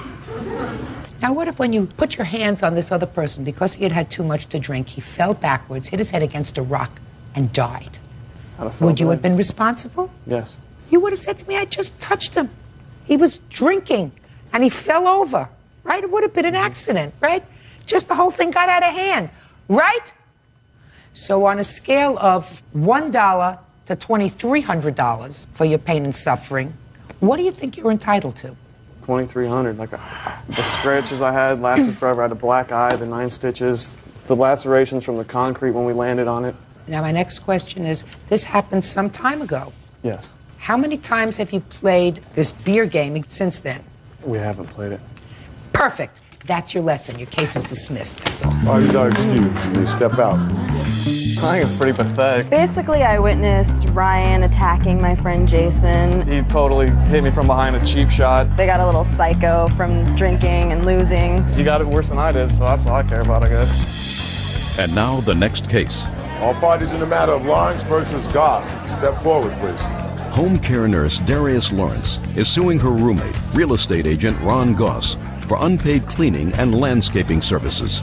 Ron has a countersuit for unpaid rent. Miss Lawrence, according to your complaint, you answered an ad in the newspaper for a roommate, and you moved in with the defendant. Is that right? Yes. And you claim a rather interesting arrangement that you came to an agreement with the defendant that instead of paying rent, you would do housework and landscaping around the house? What it was is I would do rent and trade with bill credit if I needed to ask. What does that mean? Rent and trade? The rent was $275 plus utilities, and if I did work for him, he would give me credit off my rent and my utilities. And your lawsuit says that you did so much work around the house that he owes you money. And landscaping. And landscaping that he owes you money. And I paid products to keep the home together, and I bought food, kept the refrigerator full. The defendant says that there was no such arrangement except for 1 month when he did give you a credit for doing some cleaning because you were short of money. He is counterclaiming not only for the rent that you owe him, but also because he says that you forced out 2 other tenants because of your bizarre behavior. So that's what this case is about. All right. When did you see the ad in the paper? On May 4th. When did you move in? The 29th of May. And what kind of property is it? It's a house that he sold to a friend of his. And you had your own room? Yes. And full use of the house? Other than that? Yes. When did you move out? I haven't. We still live there together in the residence. I'm in the process, Your Honor, of evicting her. I gave her a 30-day notice on November 3rd. She was to be out December 3rd. She didn't leave, so then I had to go and do a forced eviction. Yesterday we were at the courthouse for her to get out. She does not want to leave. She has not paid me a single dime of rent since September 8th. So you're still living together? Yes. Mm-hmm. How unpleasant. Okay. Tell me about this first conversation that you had with him with regard to the rent. He asked me what type of things do I do. I told him I'm a professional cleaner. I do landscaping, and I would do a trade private house cleaning, his laundry, his basic chores, etc. I told him I would keep the refrigerator full, do the cooking. What kind of reduction in rent would that be? I thought an honorable fair trade when I came to him and requested it. Miss Lawrence, you always pick a dollar amount. If you pay someone for cleaning your home, that's so much. So you tell me, is what you're saying that you had no fixed amount that you would have your rent reduced by doing these chores? Well, I explained to him landscaping I thought was a fair deal. Each week was $25 a week. And for a home his size, I thought $10 an hour was fair for private and professional cleaning. Okay. And you explained that to him. You said $10 an hour for professional cleaning and $25 for landscaping. Is that what you said to him? Yes, I explained that to him. Just look at me. Don't look down. Yes, ma'am. Did you explain how many hours you thought it would take to clean the house? No, ma'am. You didn't. So it was sort of open-ended. If you decided to really clean for 5 hours a day or 3 hours a day, it would be $30 a day, and you did that every day. So you would keep a running tag of how much work you did in the house, and at the end of the month, you would probably be presenting him a bill. That's what I was trying to do with him. And so now you claim that he owes you $3,266 for the cleaning and landscaping services that you performed from May until now. That's correct. And for a refund of rent because you did give him some money in rent. Yes, ma'am. And you, of course, want that back because why would you pay him anything if you were doing all this work, right? Well, I wasn't going to try to be greedy and want all the rent back. I just wanted a fair adjustment with him, but he wouldn't come to the dickering table and read my receipts. And $1,650 should have been paid for rent. And how much did you actually pay him? What I calculated I came up with is $1,200. How much did she pay you in rent, sir? I'd say $485 to $500 is what she gave me in the So let's say $500. Mm-hmm. That's being generous. Yes. It's $1,100 owing on rent. Mm-hmm. Okay. Did you have a conversation, Mr. Gauze, with Miss Lawrence about doing this house cleaning for $10 an hour and landscaping for $25 an hour? First off, Judge, she came in May 15th with no upfront rent or deposits. I told her I would take off $125 the first month to help her out, and I was to get $150 within the next month. She was getting unemployment checks at the time. She was going to pay me weekly with those checks. It was very sporadic, $30, maybe 3 weeks, $40, another 3 weeks. She never gave me a full month's rent ever. And in the meantime, I had 2 roommates move in, one June 1, which would be about 2 weeks after she came. He could only make it 2 weeks because she drove him out of the house. She likes to control the house like it's hers, and he couldn't take it. So I lost rent from him. And then another roommate came in about August. He lasted 3 weeks. He had to leave because of her also. I'm not entertaining that part of your lawsuit, Okay. sir. Let's talk about answering my question. When she didn't pay you rent, say, the second month, did you have a conversation with her? Yes, I wanted her to leave. I said I could not afford her. I said I want to rent a room for money, not for services. I could not afford her. I told her that in the summertime. And what did she say? She just kept assuming that I could, and she kept doing the jobs, and I wanted her to leave since August. When you say she kept doing the jobs, did you ask her to do any work? No, I told her I could not afford her many times. I said I just want the rent that was stated. When, for the first time, did you tell her that you wanted her out? I would say about 1st of August, after the second guy left. He was wanting to stay, and I was trying to get rid of her then. So it's been quite a while since I've been trying to get her out. So then I had to do it with the court process. I'm going to go back to my initial question to you, Mr. Claus. Did you ever sit down and discuss with her that she would charge you what she considered fair, $10 an hour for cleaning and $25 for landscaping? No. Did that conversation ever take place? No. Of course it didn't. You couldn't even look me straight in the eye and give me that line. Miss Lawrence, you moved into this gentleman's house and you have not paid rent. If another judge won't tell you, I will. He wants you to pay rent or get out. He's told you that now for 5 months. So my question to you is, why don't you move? I paid rent.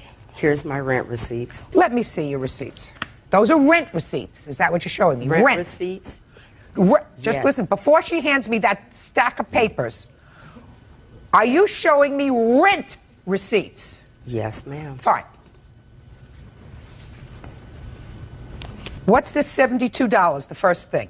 When I give him cash, I write on the back of my receipt, I paid rent. And then I have money orders from my credit union, money orders from the check exchange, and those are the receipts. No, those are not receipts. That's baloney. I don't know what some other judge is going to buy of your story. I don't buy this. This is a money order, and this was for $40. Is that right? Yes, ma'am. Allegedly to him. Then we have some more of these $25. So every time you took cash out of a machine, you consider this a rent receipt. What he did is took cash and money orders. He took both. Baloney. You're a hustler. This is all garbage. Has nothing to do with rent. Now, Miss Lawrence, why don't you move?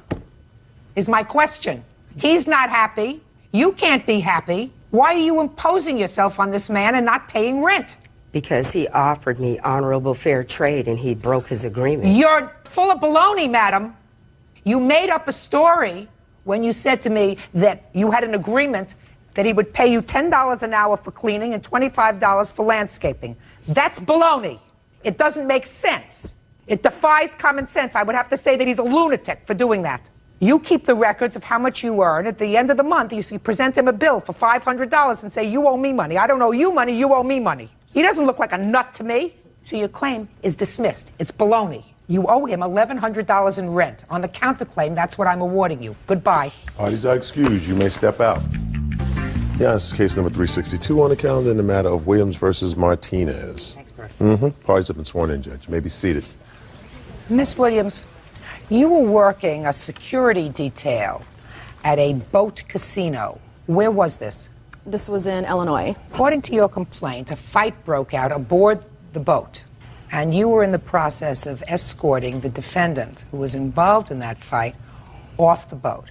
Another altercation ensued, and you allege that the defendant, during the course of that altercation, when he was trying to punch somebody else, punched you in the jaw instead, and you were seriously injured. Correct. The defendant says it wasn't him.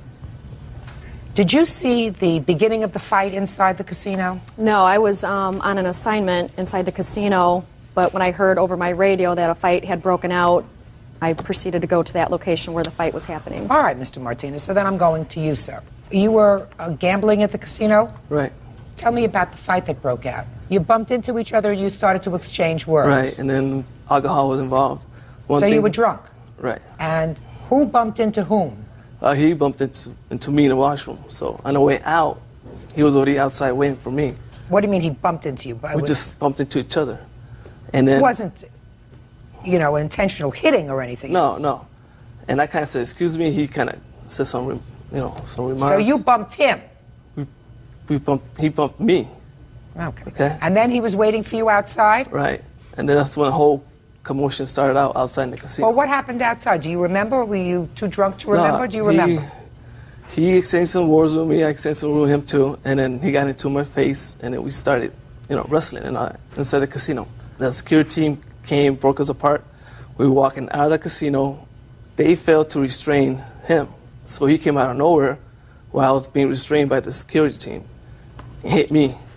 So when he hit me, I tried to hit him back. He was swinging too at the same time. And she was in the middle of the way. She got hit. I'm sorry she got hit, but it was not me who hit her. How do you know that? The wrong person.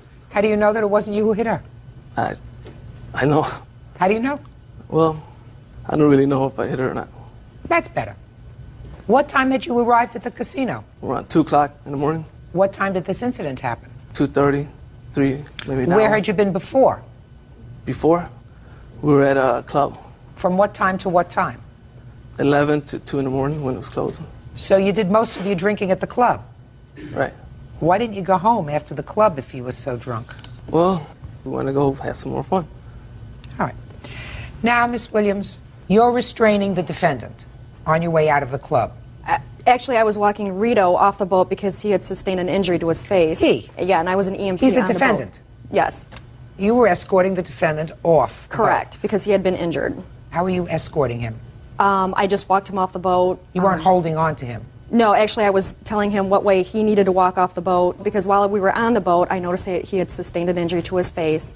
I didn't know if he had broken his nose or cut his lip or whatever, so I put my gloves on to start helping him. As I walked him off the boat, he walked out one way, I walked out another. I was standing there talking to him. He walked around, shook my manager's hand, at which point Mr. walked off the boat, and that's when he hit Rito in the side of the face. Again? Yes. Well, you don't know who hit him the first I don't time, know. but he was Correct. hit for a second time at least on the side of his face. Correct. And then what happened? At which point Rito's brother was also present at this.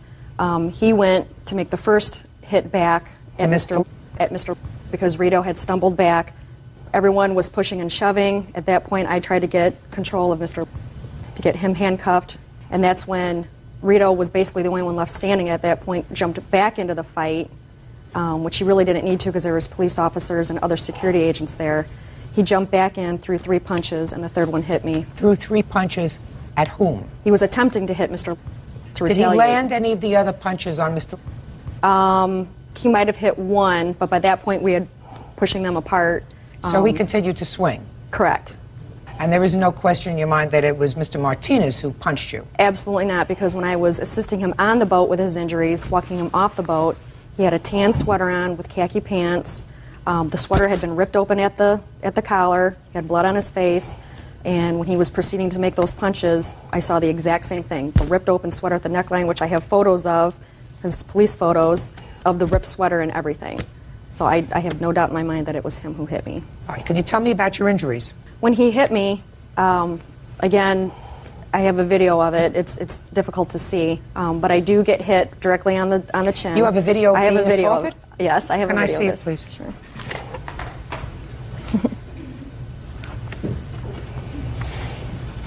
I'll need to describe what's going on. It's not very clear, but I can show you.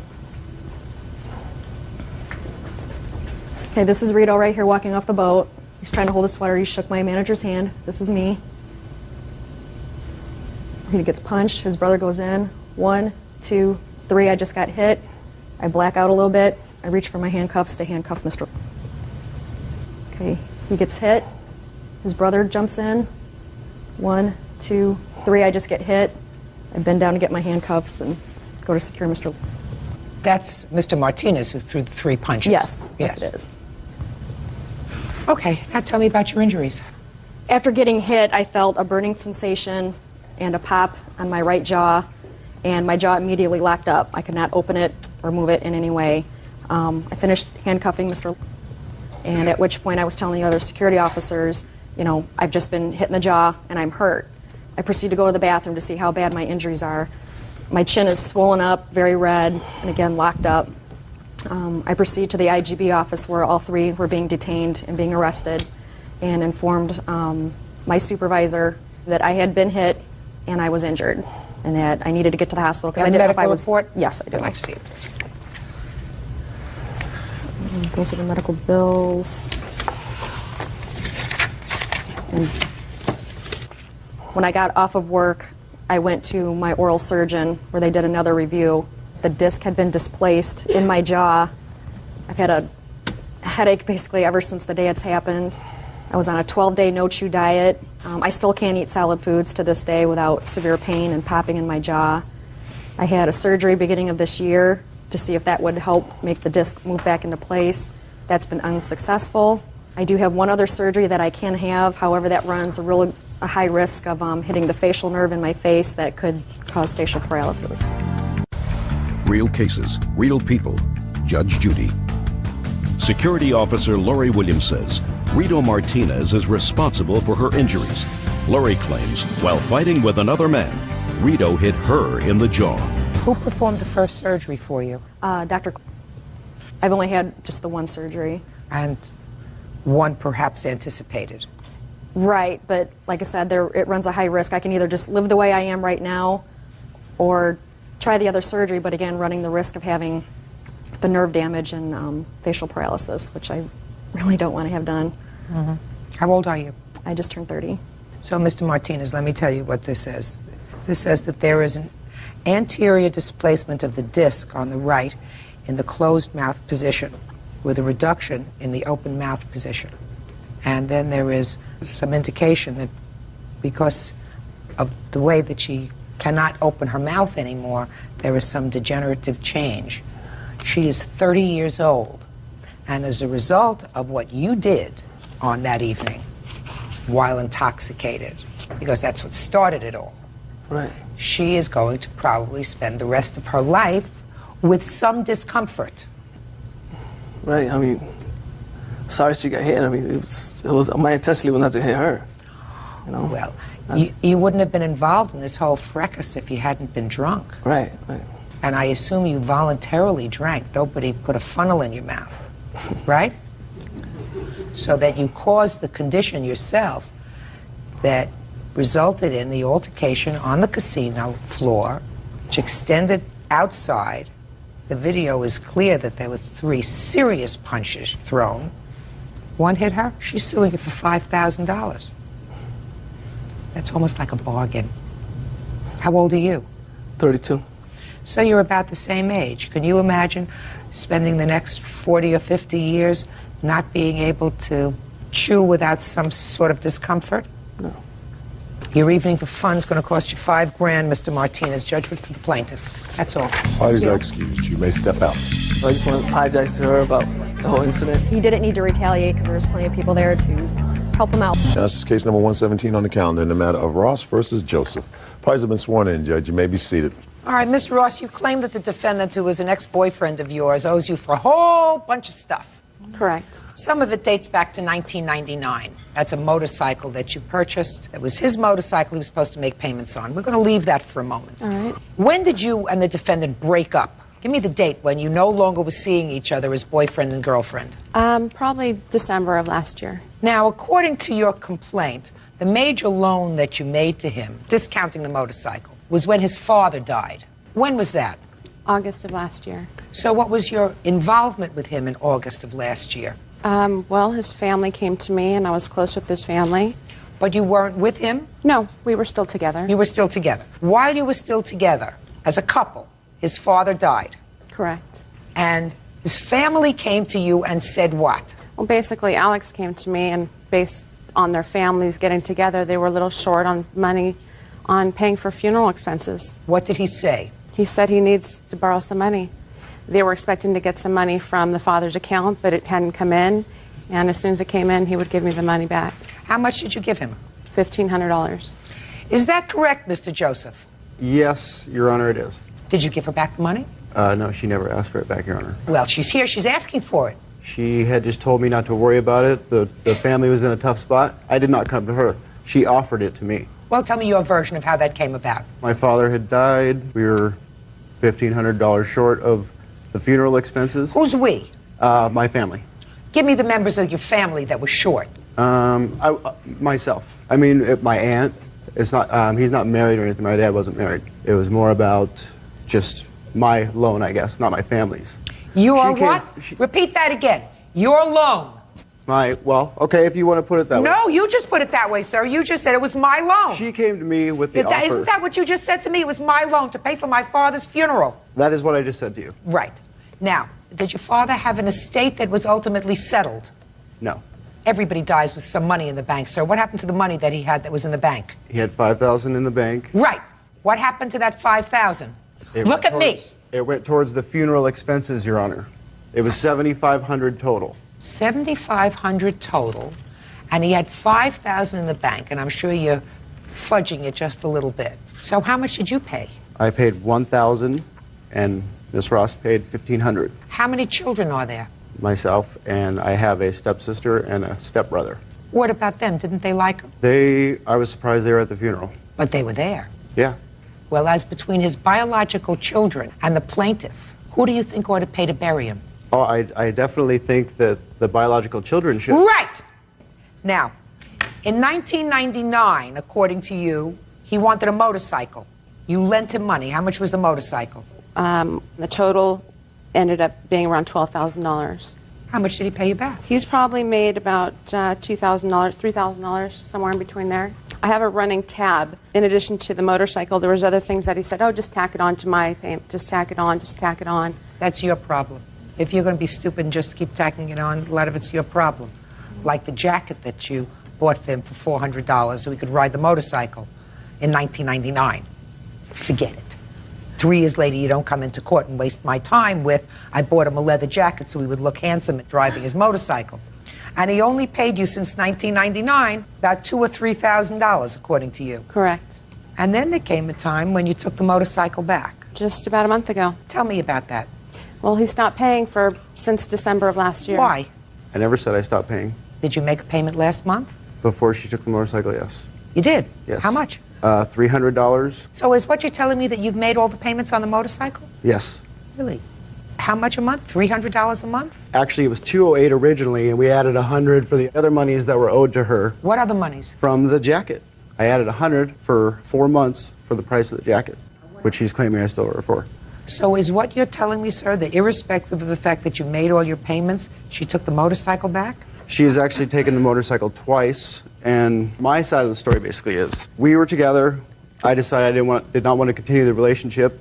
When I didn't want to continue the relationship anymore, apparently she was hurt by it or what have you, wanted some sort of vengeance or whatever, and she decided to hit me where it hurts, because anybody that knows me knows that I love nothing like I love that motorcycle. Mr. Joseph, you have not answered my question. Okay, I apologize. My question is, sir, is it your testimony that you have paid her each and every month since 1999 $208 and then $308 for the last almost 3 years? Each month the bike was in my possession, Your Honor, yes. When she took it, I obviously did not pay for it. Now, you say she took the bike twice, once last month, and for how long did she have the bike before that?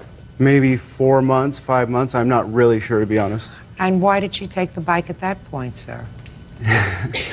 Because I decided to discontinue our relations. Then why did she give it back? Probably in hopes to somehow woo me back into the relationship. I don't know how to word it, to be honest. I mean... That's a fair statement. That's a fair statement. Do you have proof, sir, of the monies that you paid her towards the bike? No, I do not.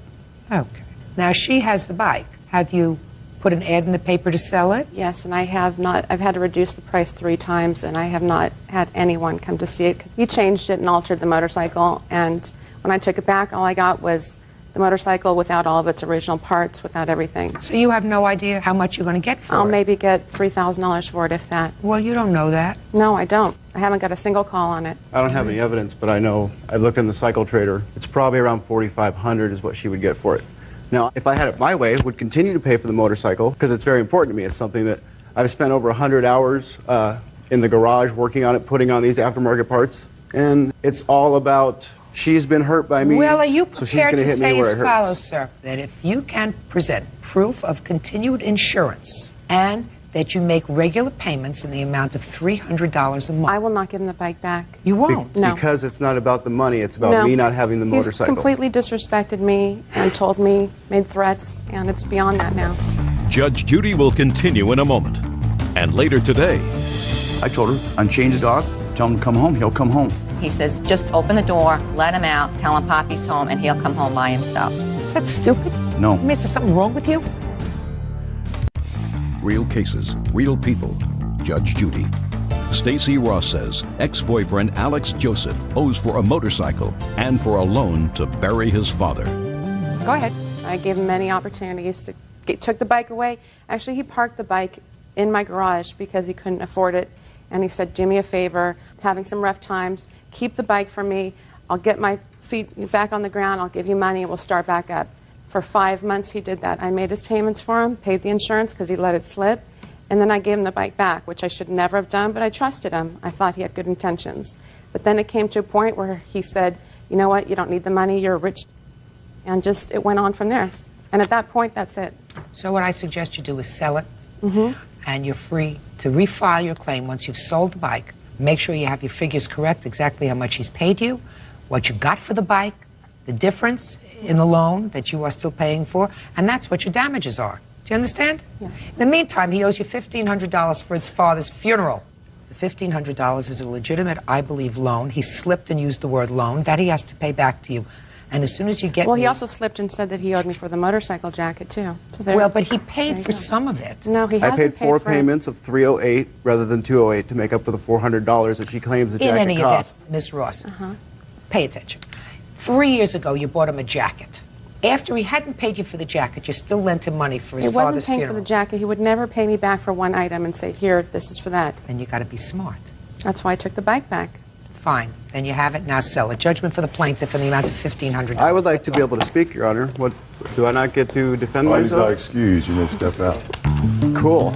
So all the green highlighted things that you see are my voicemail being filled up by the plaintiff. Intentions mean nothing. It's actions that actually speak louder than words. That's 100 phone calls in an hour and 4 minutes. The only times I called is to demand my money. There's a little bit of a problem going on here mentally. Don't trust men and don't buy them motorcycles or anything else. Don't get married and don't give her your phone number. And now the next case. All parties in the matter of Bacamino versus Gala, step forward, please. Tammy Bacamino and her boyfriend John Adams are suing motel manager Eric Gala for charging a bedspread to her credit card. Eric says while staying at his Love Motel, the couple stole it. According to your complaint, you were a guest at a motel that was run by or owned by the defendant. You left. You evidently signed a credit card for your stay. When you got your credit card bill in the mail, you noticed that there was an additional charge. You called up to find out what the additional charge was, and what were you told? They said I stole the bedspread, a round bedspread. Okay, and how much did they charge you for the round bedspread? It was $80. It's not the money. It was just the principle that I would not steal something. Absolutely. So what did you do when you saw the charge? Well, first of all, this is my boyfriend of 3 years. It was our anniversary. And just for the fun of it, as a novelty, we went to this hotel that had a round bed and a jacuzzi. And he was surprised. I mean, I did it as a surprise for him. He didn't know. And it's, you know, it's for 3 hours and it's $75. And you go in and just use the jacuzzi. And then after we left, I didn't find out till a month later that they also charged me $80. For the bedspread. Right. So what did you do when you found out about this $80 charge? Yep, I called them and I asked them what's this extra $80 charge because it did not say on my charge card statement. And it was the woman in charge at the time, or that's the lady who runs the desk. And she said, oh, it must have been a mistake and that, you know, she was going to look into it for me and then they would credit my card back. She told me to call back in 2 days, which I did, and she didn't have an answer for me. And then I called back again, and then she said, well, the manager, his name was Eric Gale, said that I had stolen the round bedspread. Okay. What date did you go to the motel? It was May 30th. May 30th of last year. And what hours did you rent this room? It was from 8 o'clock to 11. Is this a busy place? I don't think so. It's a fun place. This is not. No, but is it a busy place? A 5-star motel or anything like that. No, I don't mean that. I didn't ask if it was a 5-star motel. You know, I asked you if it was it's just busy. a When you novelty got thing. there, there might have been other cars. Well, there might have been. I didn't really notice. You didn't notice. Okay, Mr. Gala, Yes, Your Honor. let me hear you, sir. Well, the clerk that she had mentioned that she called when she was disputing her charge, explained to me that she was told to check with who she had stayed with. Maybe they misadvertently took the bedspread. How big is this bedspread? It's a king-size quilted bedspread. You don't accidentally take a king-size quilted bedspread. Well, And it's round. What we found in the past, Your Honor, when something like this happens and we go through this procedure, when we ask them to check, usually within 1 or 2 days it reappears and we reverse the charges, is usually what happens. When the clerk asked her to check with the person she stayed with, she was emphatic that she was with her husband and her husband did not take it. So? I did not say that. Shh. And the maid, when she checked the room, had explained that the door was locked. Oh, you can't tell me what the maid explained. The maid's not here. Where's the maid? Well, she's been with us for 5 years. She would not have taken the bedspread. I don't know who took the bedspread. Who in their right mind would take a soiled bedspread from anywhere? So far, it doesn't sound like you're having a problem here. Okay.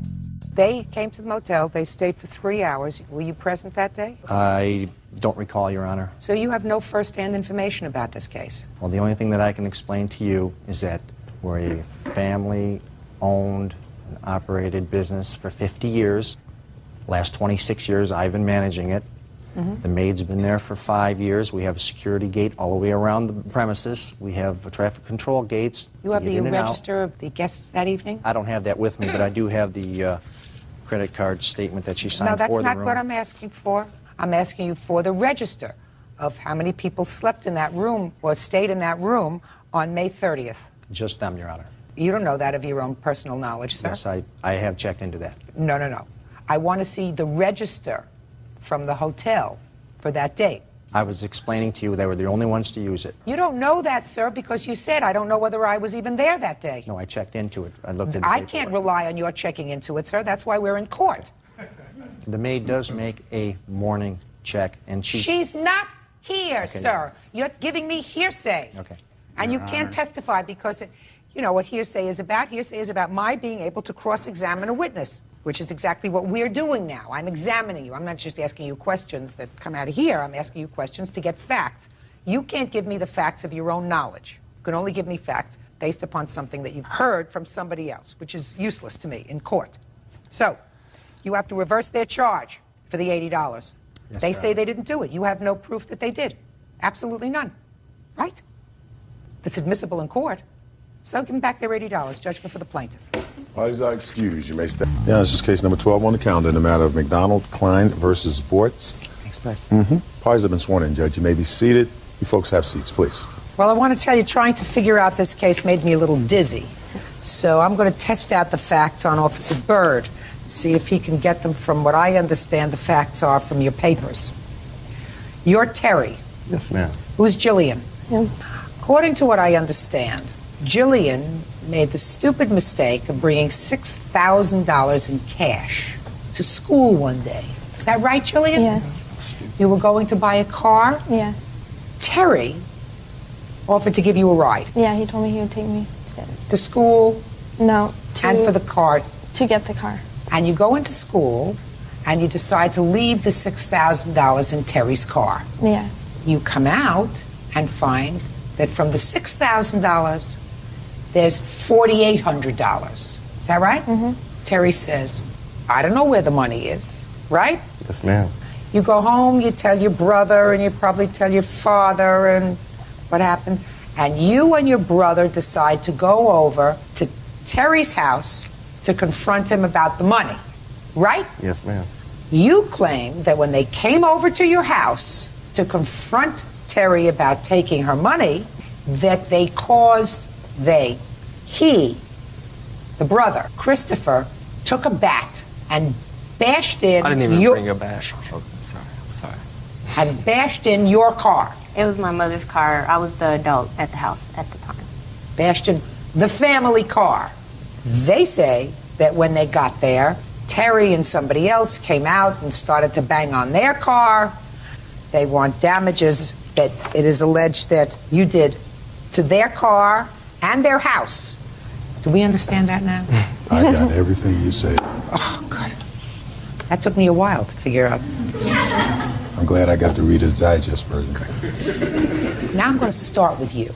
Why would you bring $6,000 in cash to school? Okay, because my mom was going out of town and she was going to buy me a car because I have a son and like my car didn't have air conditioner, and I was just excited to get it. Just give me the Reader's Digest version, as Bird says. Okay, so I went to the bank and just brought the money to school because he said he'd take me, so I left it in there so that, because like people go through into Terry's car. Where in the car? Under his seat. Because I drive his car to get lunch every day, so I was taking his car, so I just put it under the seat in there because at school people go through your stuff, and I didn't want it taken at school, so. All right, now, Terry, did she show you how much money was in the envelope? I didn't find out that she placed the money in my car till we were after we had ate lunch, and she still had the keys. Ma'am, during third period, that's when I got to school because I don't have first two periods. When I got to school, I asked Terry, I'm like, Terry, I have $6,000 with me, I don't want to carry around. Can I please put it in your car? Talk slower, please. Sorry. So I asked him if I could put the money in his car. He gave me the keys. During third period, I went and put it in his car, and then I had the keys again until lunch. So he knew I put it in there way before lunch. During third period, she was telling everybody, yeah, I'm going to go get my car today, I'm so happy. And she said, I'm looking for Dwayne, which is one of my friends and like her boyfriend. She said, I'm looking for Dwayne. I said, why are you looking for Dwayne? She said, I need to hide my money in his car. I said, you can hide your money in my car if you want to. She said, no, that's okay. No. And about her saying I was going to take her to go get her car after school, I said that for a brief moment, and at the same time I said, oh wait, I have weight training after school, I can't do it. She was with Dwayne after school when she came to the weight room to ask us if she could look at my car, because Dwayne was taking her. Ma'am, they weren't having weight training for a couple weeks, and then that was the first day they started having weight training again. He didn't even know till after his weight training class, which was like right before lunch. So he didn't even know till after lunch that he couldn't take me. How many people did you take out for lunch? There was 2 people in there. I was in the car the whole time. It was under my seat. But there were 2 other people in the car. Is that right? Yes. All right, so now you find that the money is missing. You go back home. No. Tell me what you did after you found the money missing. He said he had weight training, so I went back to the school because he had weight training still, and I wanted to look in his car. And so, because Dwayne took me since he said he couldn't, and me and Dwayne went in there, and I asked him if I could go through his car, and he went through it before I did, you know. He's like, oh, no, it's not in here, and just locked his car. So what did you do the next day? We went to his house to ask him about the money, and he has my brother's amplifier. It's for a stereo. Okay. Now you can tell me what happened when they came to your house the next day. Okay, Your Honor. About 12:30 Saturday, there was like a loud bang on the door, and we all were like, what is that? And my brother's friend opened the door and said, it's Dylan and her brother, you know, they're mad. And they're screaming, all the neighbors are coming outside because we're standing at the door. I'm telling them, you need to go. Then I saw that he had a bat.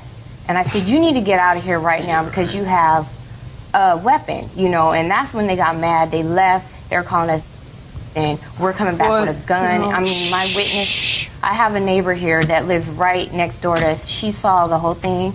She was on the phone with the police.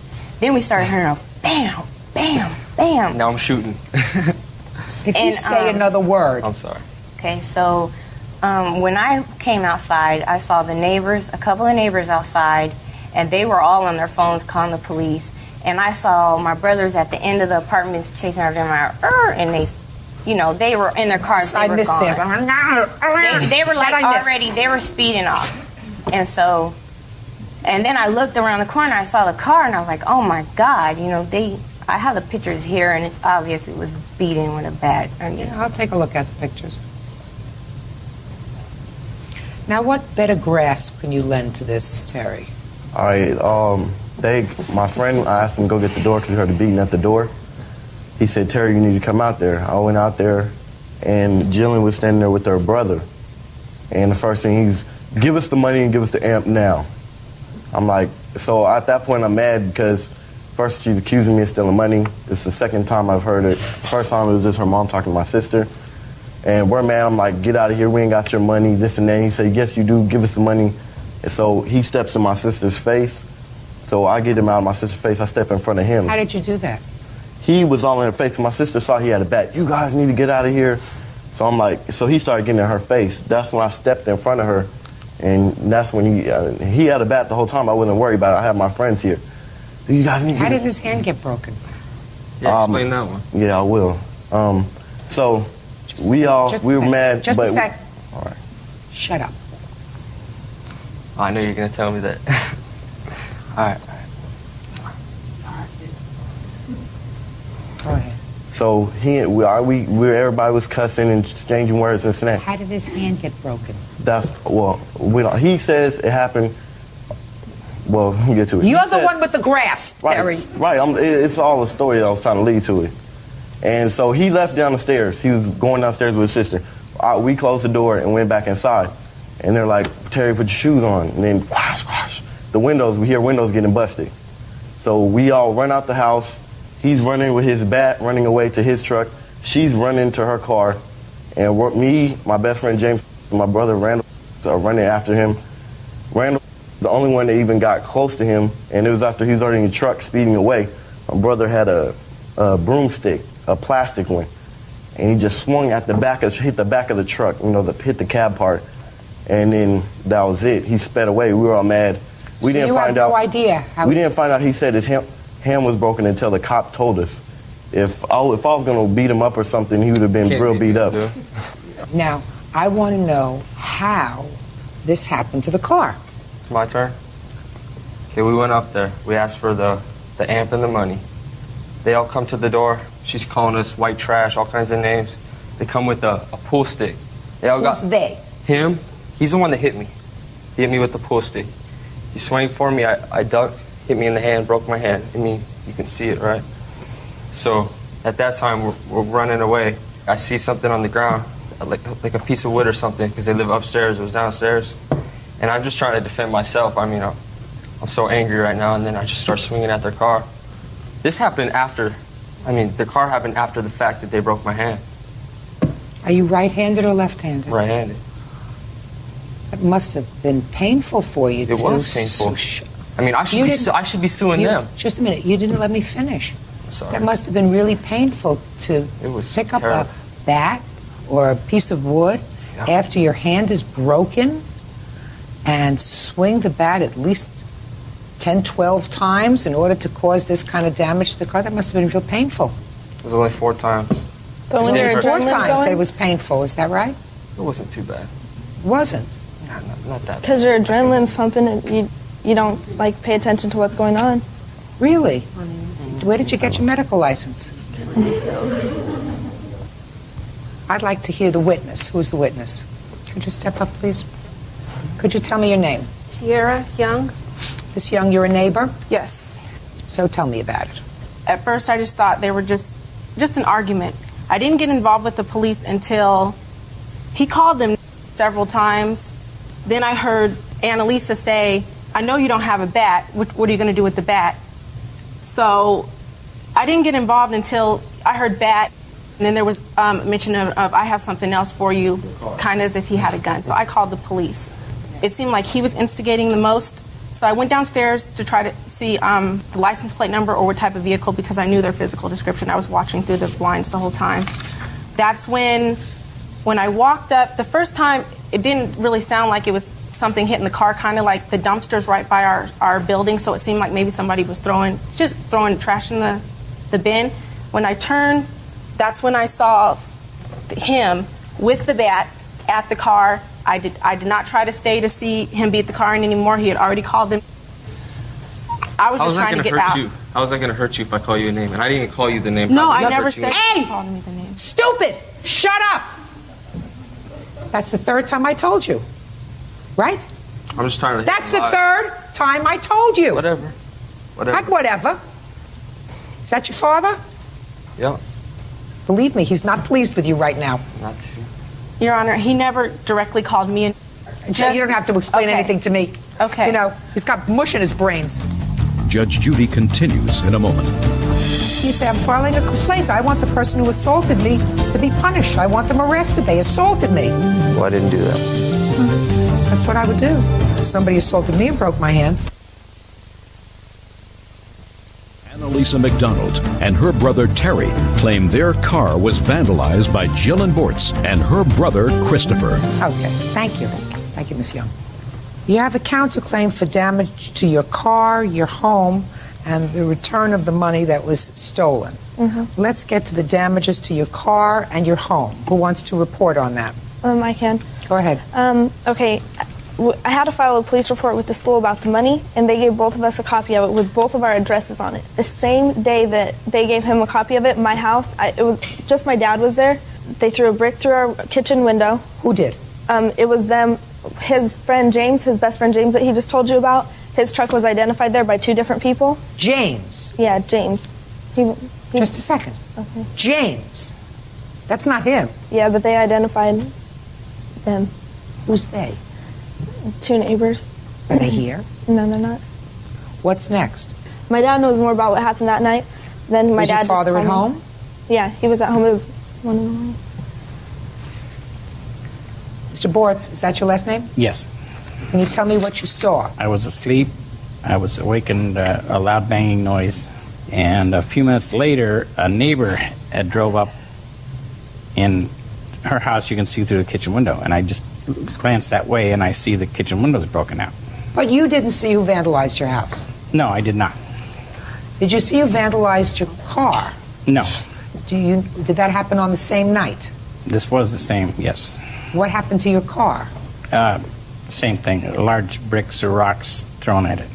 Was there any witness to that? Yes. Is that witness here? No. Have there been any arrests in that case? I have no idea. But you plan on pursuing that? Yes. Okay. Yeah, Judge, about that same night, me and my brother were in our bed asleep at 2 in the morning. The cops came, asked us about it. Yeah, there's been, told us that there was a kitchen window broken in. I wouldn't say anything if I were you right now. Oh, but they cleared it. I mean, I wouldn't say anything if I were you right now. That case may not be over. Jillian, so let's talk a little bit about your money. I don't know who took your money. I know that you don't put money in a car, in a school parking lot. Use the car, take people around for lunch, talk about the fact that you're going to buy a car, and then ask a court to make a determination that without any proof whatsoever, any direct proof, that somebody is responsible for that money being missing. The person who's responsible, the only person I know who's responsible for that money being missing is the person who was foolish enough to take it to school and to put it under the front seat of a car in a school parking lot. That's you. So I can't reward that with a judgment against Terry on your counterclaim because there isn't sufficient proof. The only thing I do know is that you and your brother is clearly a hothead, went to their house, and I may not necessarily fully believe these 2 people because they have a little bit of an axe to grind with this whole thing because they had the interaction with you, but I believe Miss Young. I believe her when she says there was nobody who was hitting you with bats and pool cues. I'm speaking before your brother smashed out the car, but she acknowledges that he did. If you hadn't put yourself in that position in the first place by going over there with your brother, you wouldn't be in this mess. Can I see an estimate for the damage to the car, I have please? the estimate and the breakdown of the cost under it.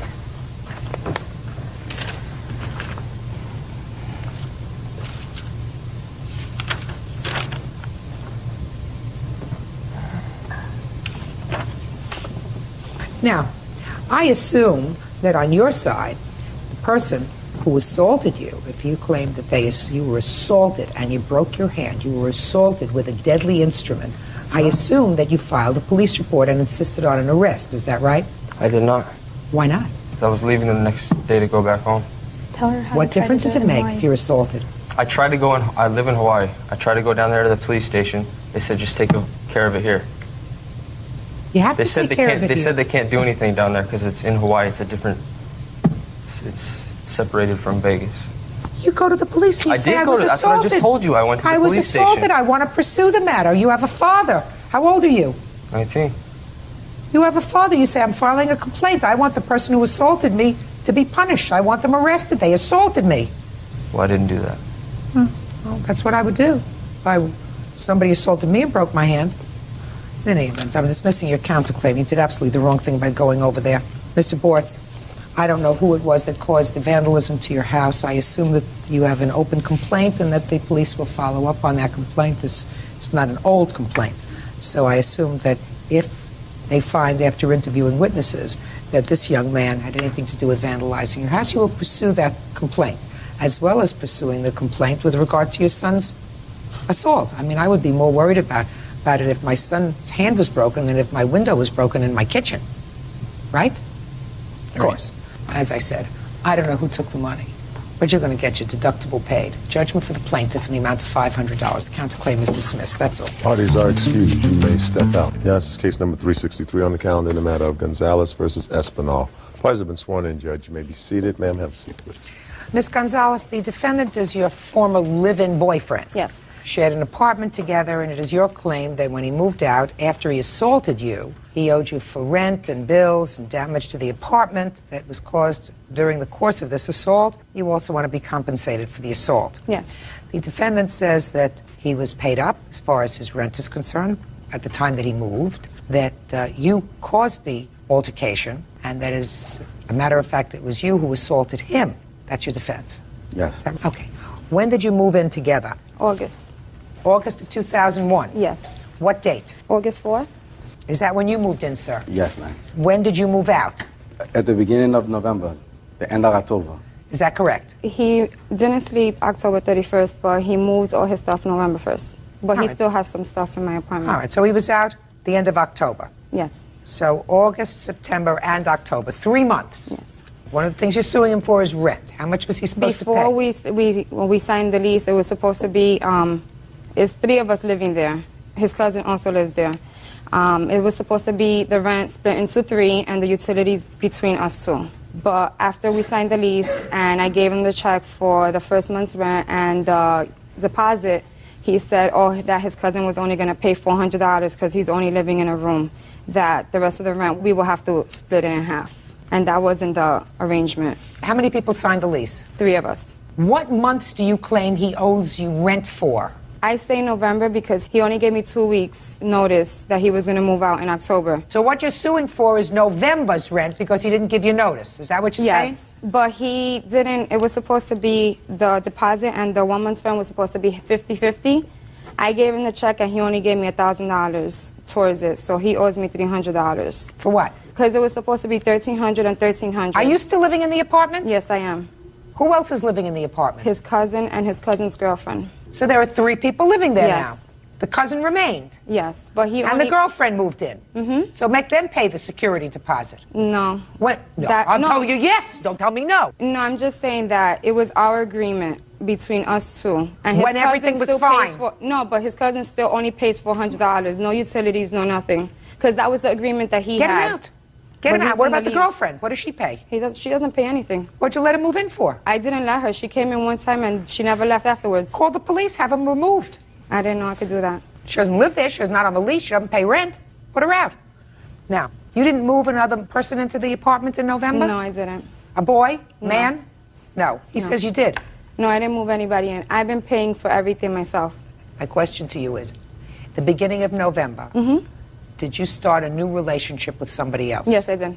And does the person that you started a new relationship with occasionally stay over at the apartment? Once in a while. Once in a while. And does he once in a while stay over the apartment the beginning of November? Yes, he did. Okay.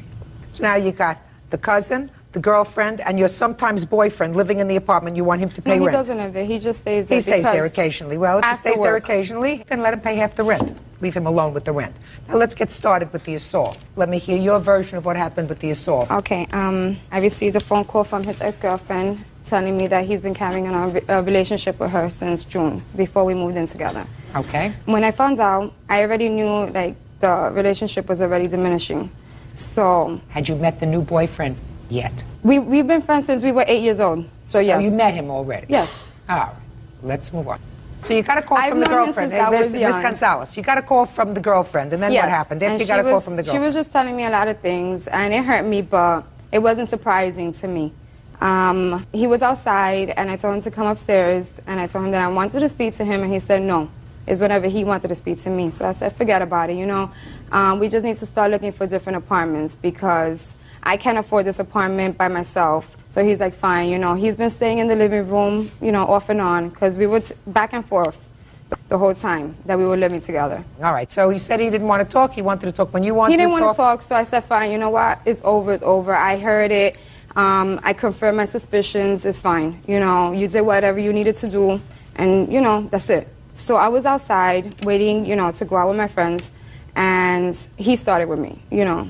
He's like, oh, it was you, you know, you drove me away and all that. So I didn't even want to start arguing with him in front of the house. I just left. So on the 18th, that was a Thursday, since I wouldn't come home straight after work because I didn't want to see him, I would stay in my mother's house, or I would go out with my friends or whatever. And he knew I was seeing the other guy. He knew that. Well, you say in your complaint that you knew things weren't working out as soon as... Shh, I'm speaking. You say in your complaint you knew things weren't working out as soon as you moved in together, so you tried everything, including making him jealous. That's what you wrote in your complaint. Yes, but that wasn't with him. You tried to make him jealous with somebody else. No, because when I started seeing this guy, we were already over and done with. All I'm telling you is, you said in your complaint, including making him jealous. Yes. Okay. But it was with somebody else, not the guy that currently is staying at your house part-time. No. All right. I just wanted to see if he cared, you know. So every time I would come home, he knew I would speak to the, you know, the guy that I'm seeing now. So he would get on the phone. He would get on the internet real fast, you know. So I wouldn't speak to him. He was there all afternoon. The minute I would get home, he would go on the internet. So I asked him, I'm like, you know, in 10 minutes, you know, I'm going to go take a shower. Can you get off the internet?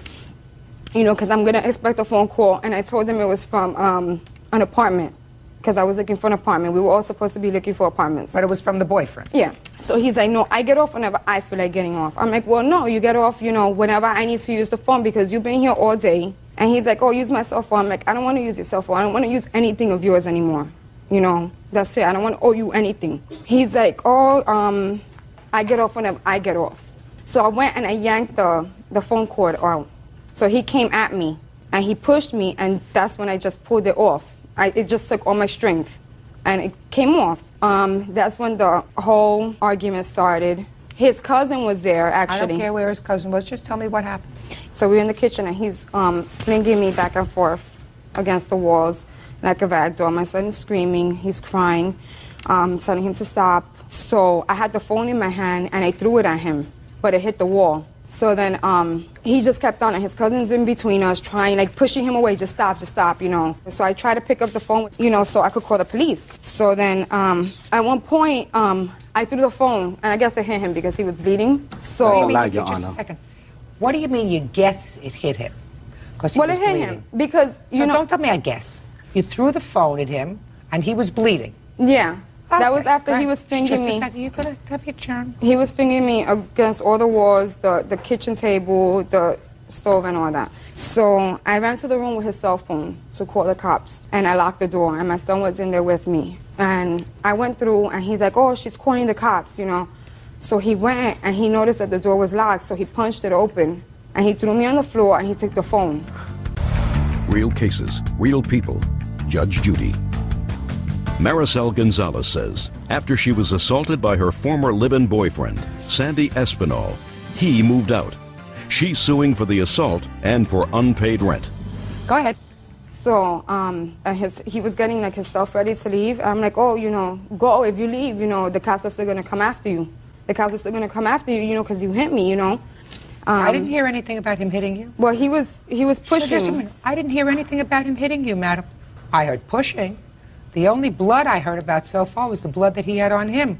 That's indicated, I assume, in the police report. Is that right? I don't think so. What do you mean you don't think so? If it's not indicated in the police report, then they missed it because he was the only one bleeding. Is that right? Yeah, it didn't say it there, but it was out of self-defense because he was flinging me everywhere. His cousin could even get him off of me. Okay. No, he didn't smack me, you know, or punch me with an open hand, but that doesn't mean that it's not Okay. abusive. Did you receive any medical treatment? No, I didn't. Okay, now let me hear from you. Your Honor, that day I did not. I'm finished with you. I did not swing her. I did not hit her. She did not throw the phone at me and hit me. She hit me right with the phone in her hand. She went into inside my cousin's room to use his phone because the cordless phone that she had threw was on the floor with the battery all broken. So she went into my cousin's room to use his phone. She didn't get to use the phone. Then... What do you mean she didn't get to use the phone, sir?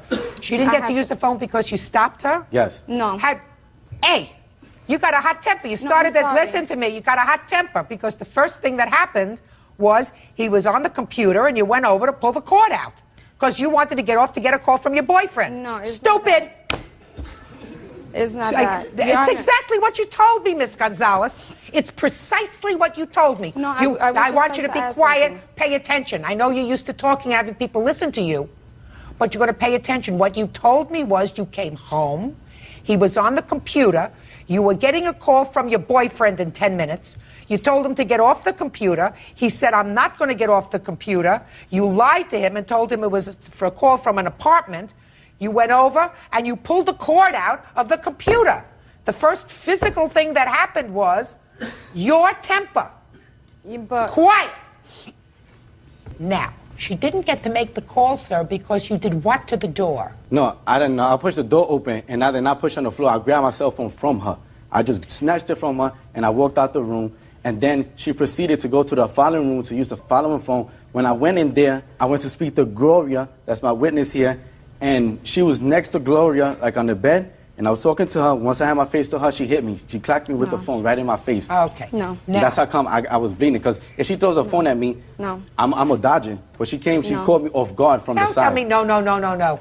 Whatever it was, you both acted very badly that day. I don't have a counterclaim for assault. Yes. The police arrived. Did they arrest you? No, ma'am. They didn't arrest you because the only one injured was you. It was me. Oh, okay. That's what I assumed. I don't know what you want from him. You now have, you live in an apartment, your son lives in an apartment, cousin's girlfriend, and your part-time new boyfriend. What do you want from him? He's gone. No, it's just, we made a commitment together. And your I never commitment was over. You decided, Miss Gonzalez, according to your complaint, that I agreed that we should move in together, but as soon as we moved in, he changed. It was not working out. There were arguments every day. I knew if I kicked him out, I would be stuck with $1,300 in rent. I tried to work things out. I tried to talk to him. I cried. I tried to make him jealous. Nothing worked. I was tired of being abused, neglected, disrespected, unappreciative. Unappreciated, I assume you mean. Okay? That's what you say. Yeah. You wanted him out. You got him out. Goodbye. Good luck. Have a good life. Parties are excused. You may step out. You got me out of the apartment.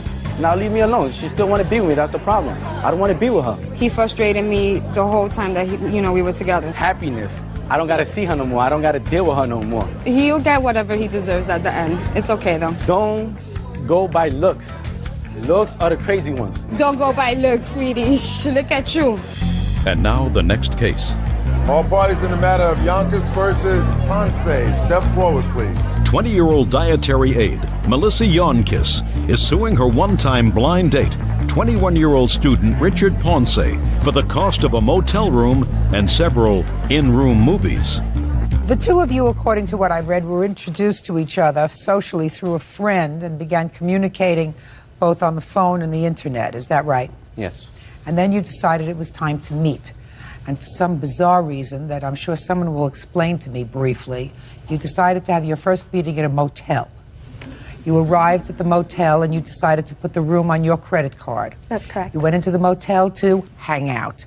According to you, you got disgusted with something that happened in the motel because he was going out to visit a friend, and you stormed out.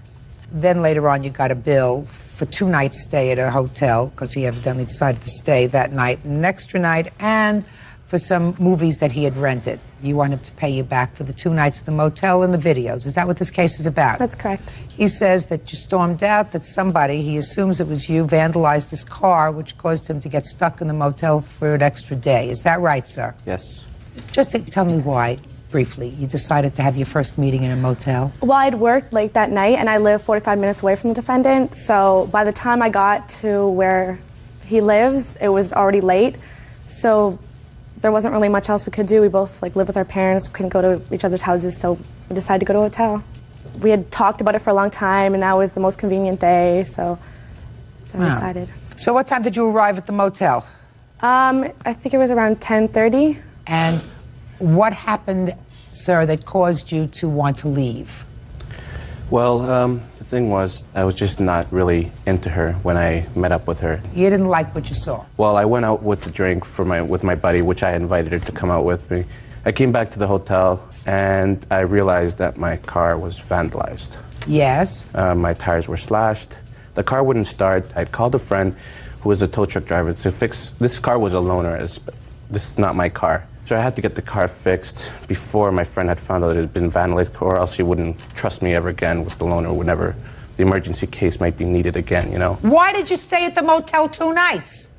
Well, my tow truck driver, the friend that I had was a tow truck, was out of town, and he told me he'd been in town. Well, Mr. Ponce, you know, you're making this up as you're going. You live in that town, do you not? I live in the area. You live in the area. Go home. Well, I couldn't leave the car there. Why not? It wasn't gone anywhere. It was already vandalized. It had flat tires and it wouldn't run. So what do you mean you couldn't leave it there? Well, I couldn't leave it there. I just don't trust leaving a car just vandalized like that. I'm sure a tow truck would just pick it up, a car like that. Like, you know, it wasn't even mine. Then I'll lose track and see where it's going to go. So I stayed there the night.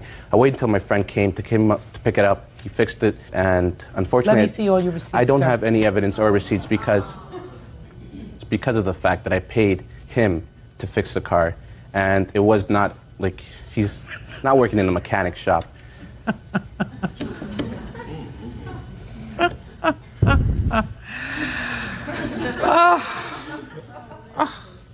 You are so full of yourself. You are so full of it and yourself. I begin to zone out because there is nothing there of substance, nothing truthful. I don't even have to listen to it. I mean, I can fantasize about a whole bunch of other things. I'll listen to you. Listen, the first day of the motel you pay for. Do you understand? That's your mistake. How much did the second night cost? Show me your bill. Okay. With the movies and the extra day, it cost me $221. For the second night in the movies? Yeah, altogether it was $360. Did you watch any of the movies with him? No, I left after the first night. $221. Listen, consider yourself lucky. He's a real loser. Judgment for the plaintiff in the amount of $221. Goodbye. 33-year-old mother of 6, Simena DeWater, is suing her father, security guard Simon DeWater, and his common-law wife, Debbie DeWater, for repossessing her car. Simon and Debbie are countersuing for an unpaid car loan and a wedding ring set. Order. All rise. Quiet in the courtroom, please. This is case number 227 on the calendar in the matter of DeWater versus DeWater. Parties have been sworn in, Judge. You may be seated, sir. Have a seat, please. Mr. Water, this is your father. Yes, it is. And you are his girlfriend? Yes. You needed a car. Mm-hmm. Your father and his girlfriend helped you out with the finances because you didn't have any money. I think the car was $350. Mm-hmm. Is that right? Yes, it was. And your agreement was that you were supposed to pay them so much per month till the loan was repaid. I think $100 a month. Is that what you agreed to? No. What had you agreed to? We didn't agree on how much exactly. Okay. We just said I would pay him back in installments. All right, that's what you say. In any event, you gave him $100. Right. And it is your claim that at some point he called you up and said, I want the rest of the money. You didn't have it. He came and repossessed the car. And you want the money that you put into the car, which was $160, $100 that you had given to him in an installment, and then $60 for a new battery. Right. Your father and his girlfriend say you did not live up to your terms of the agreement, so that they were forced to repossess the car. They want money that you still owe them on the car, which is another $250, even though they have the car, and some money for an additional loan that your father says he made you for some wedding rings or something. I don't know. That's about, I'm sure he'll tell me. Mr. Water, when was the car purchased? It was actually purchased on July 31st. And when did you make the installment payment to your father? On the 1st. 1st of August? Yes. Is that right? That's true. And when did your father call you and say he wanted some more money? Okay, well, he called me on the 25th. I told him that I would not be able to... What did he say to you? He asked me if I would be able to give him some money the next day, because the next day I was supposed to be getting paid. And I told him I wouldn't have no money to give him. And I asked him if he would wait an extra week until the 1st, and then I'd give him some more money. And he said, okay. About 45 minutes to an hour later, he calls me back and tells me that Debbie wants me to call her at work. She tells me it's not good enough. So I told her... Now, what did she say to you, and what did you say to her? Okay, well, I said, I won't get paid tomorrow. I said, I'll have some more money on the 1st. I said, can you guys wait till the 1st? She said, that's not good enough. They bought the car for me, and I should give them their money back.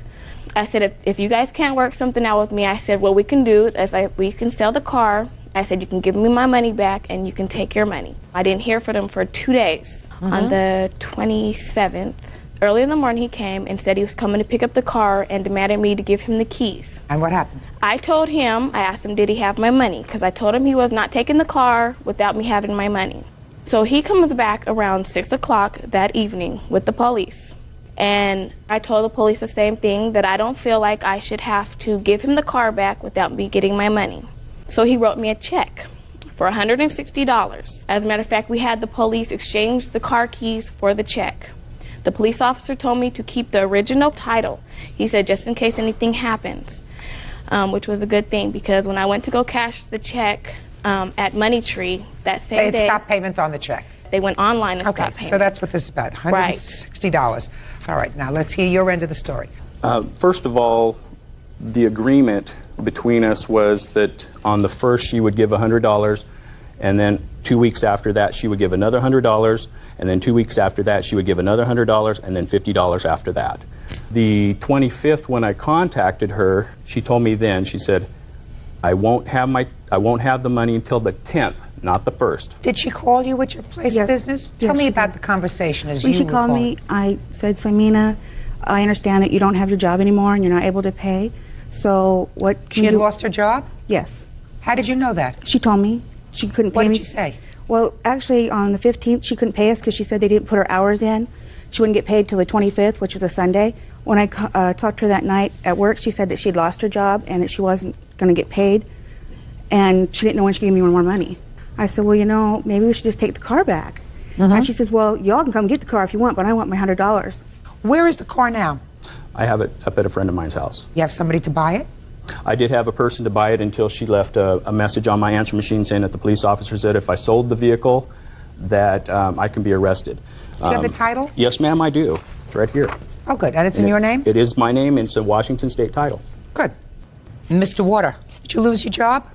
Actually... No, you have to... No, not actually, I did not lose my listen job. to me, because that's very easy. That's just a phone call that I have to make. Right. So it's very easy. So I'm going to start again. Were you working at the same place, same number of hours in the beginning of August and in the middle of August? Yes, I was. And the end of August? No, I wasn't. You either left, quit, or you were fired? Actually, it was just a work experience. My program was over. What I was doing is I had to take time off for when I had the baby. I have a 4-month-old baby. That was 3 months. I had time off, and then I had to finish my work experience. What 3 months? April, May, and June. I had my baby in May. And July is when you needed a car? Well, actually, I didn't ask for him to get the car. He offered to get me the car.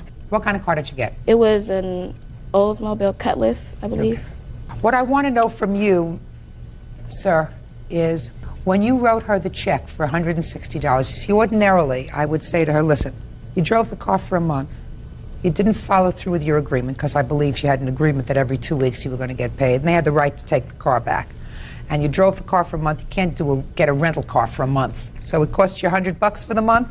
Say goodbye. That's what I would ordinarily say to her. But you gave her a check for $160 and then stopped payment on the check. Yes, ma'am. Explain to me why, sir.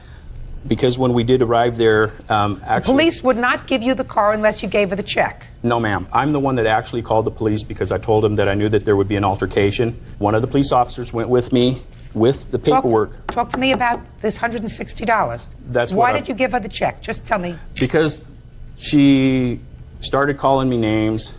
In order for the police officers to get on about their business, in order for me to get the vehicle, which was already mine, I agreed. The police officer and I talked about it, and I said, here, I can write her a check, and I will put a stop pay. The reason why... Oh, no. The reason why I don't believe you said that to the police officer. Yes, ma'am, I did. Let me see a police report that says that. They did not do a report. Judge Judy continues in a moment.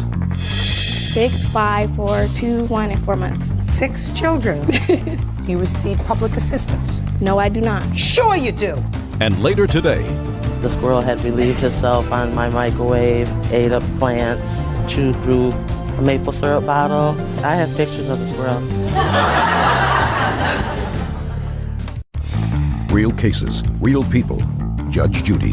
Simina DeWater says her father, Simon DeWater, and his common-law wife, Debbie DeWater, repossessed her car. Simon says his daughter had it coming.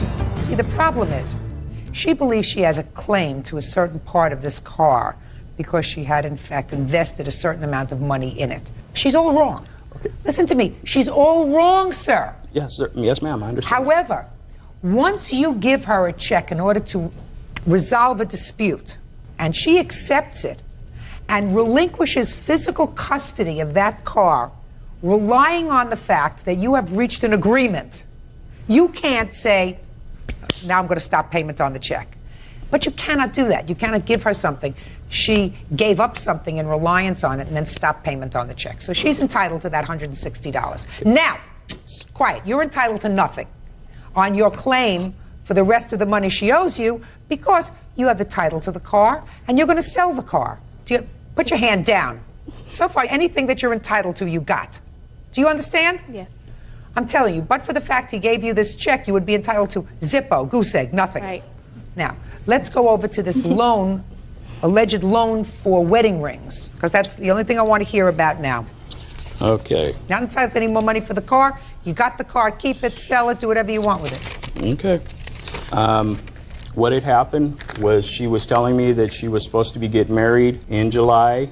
I did offer to buy the rings because they were arguing back and forth. She just wanted a band and he wanted something that had bling bling. So what I did was I went and got them bands with diamonds in it, okay? What I did stipulate before I gave them the rings and they agreed to was that if they did not get married on the date that they said that they would, I wanted the money back for the rings. Then, come that date, she told me they postponed it till the next month because the people from his family wasn't able to come over to where we were. On the date that we went to pick up the car, she got smart. Like I said, she started calling me names. I told her, I said, okay, I want the money for the rings then. Who were you supposed to marry? My kid's father. Your children's father? Yes. How many children do you have with this person? 6. 6 children? And how old are they? 6, 5, 4, 2, 1, and 4 months. And where does this person live? With me. Does this person work? Is he employed? Yes, he does. Have you gotten married yet? No, we have not. Do you receive public assistance? No, I do not. Sure you do. No, I do not. I terminated. When did you terminate it? I terminated it last month. Oh, just last month? Yes, I did, because I got a full-time job now. So for 6 years, the guy's living with you, you make 6 babies with him, collect welfare. That's a very good reason not to get married. If you get married, all that stops. No, actually, he's on it. He was on it. Yes. Who's on your budget? Yes, he is. And he was working the whole time. Since we've been together, he's been the one working. You have to understand something, Mr. DeWater. Your daughter and the father of her children, you understand, were involved in a little bit of shenanigans with the state and money. How old are you? 23. 23, 6 kids. You know her judgment is 0. You wanted her to get married. You bought the rings. Stupid! Stupid. Don't lend her any more money. We're not. Good. Goodbye. Parties are excused. You may step out. It was a refusal to pay. It wasn't saying I didn't have the money and I can't pay you till, a certain date. It was just a refusal to pay. They offered. I didn't ask them to get it for me. So that's their loss.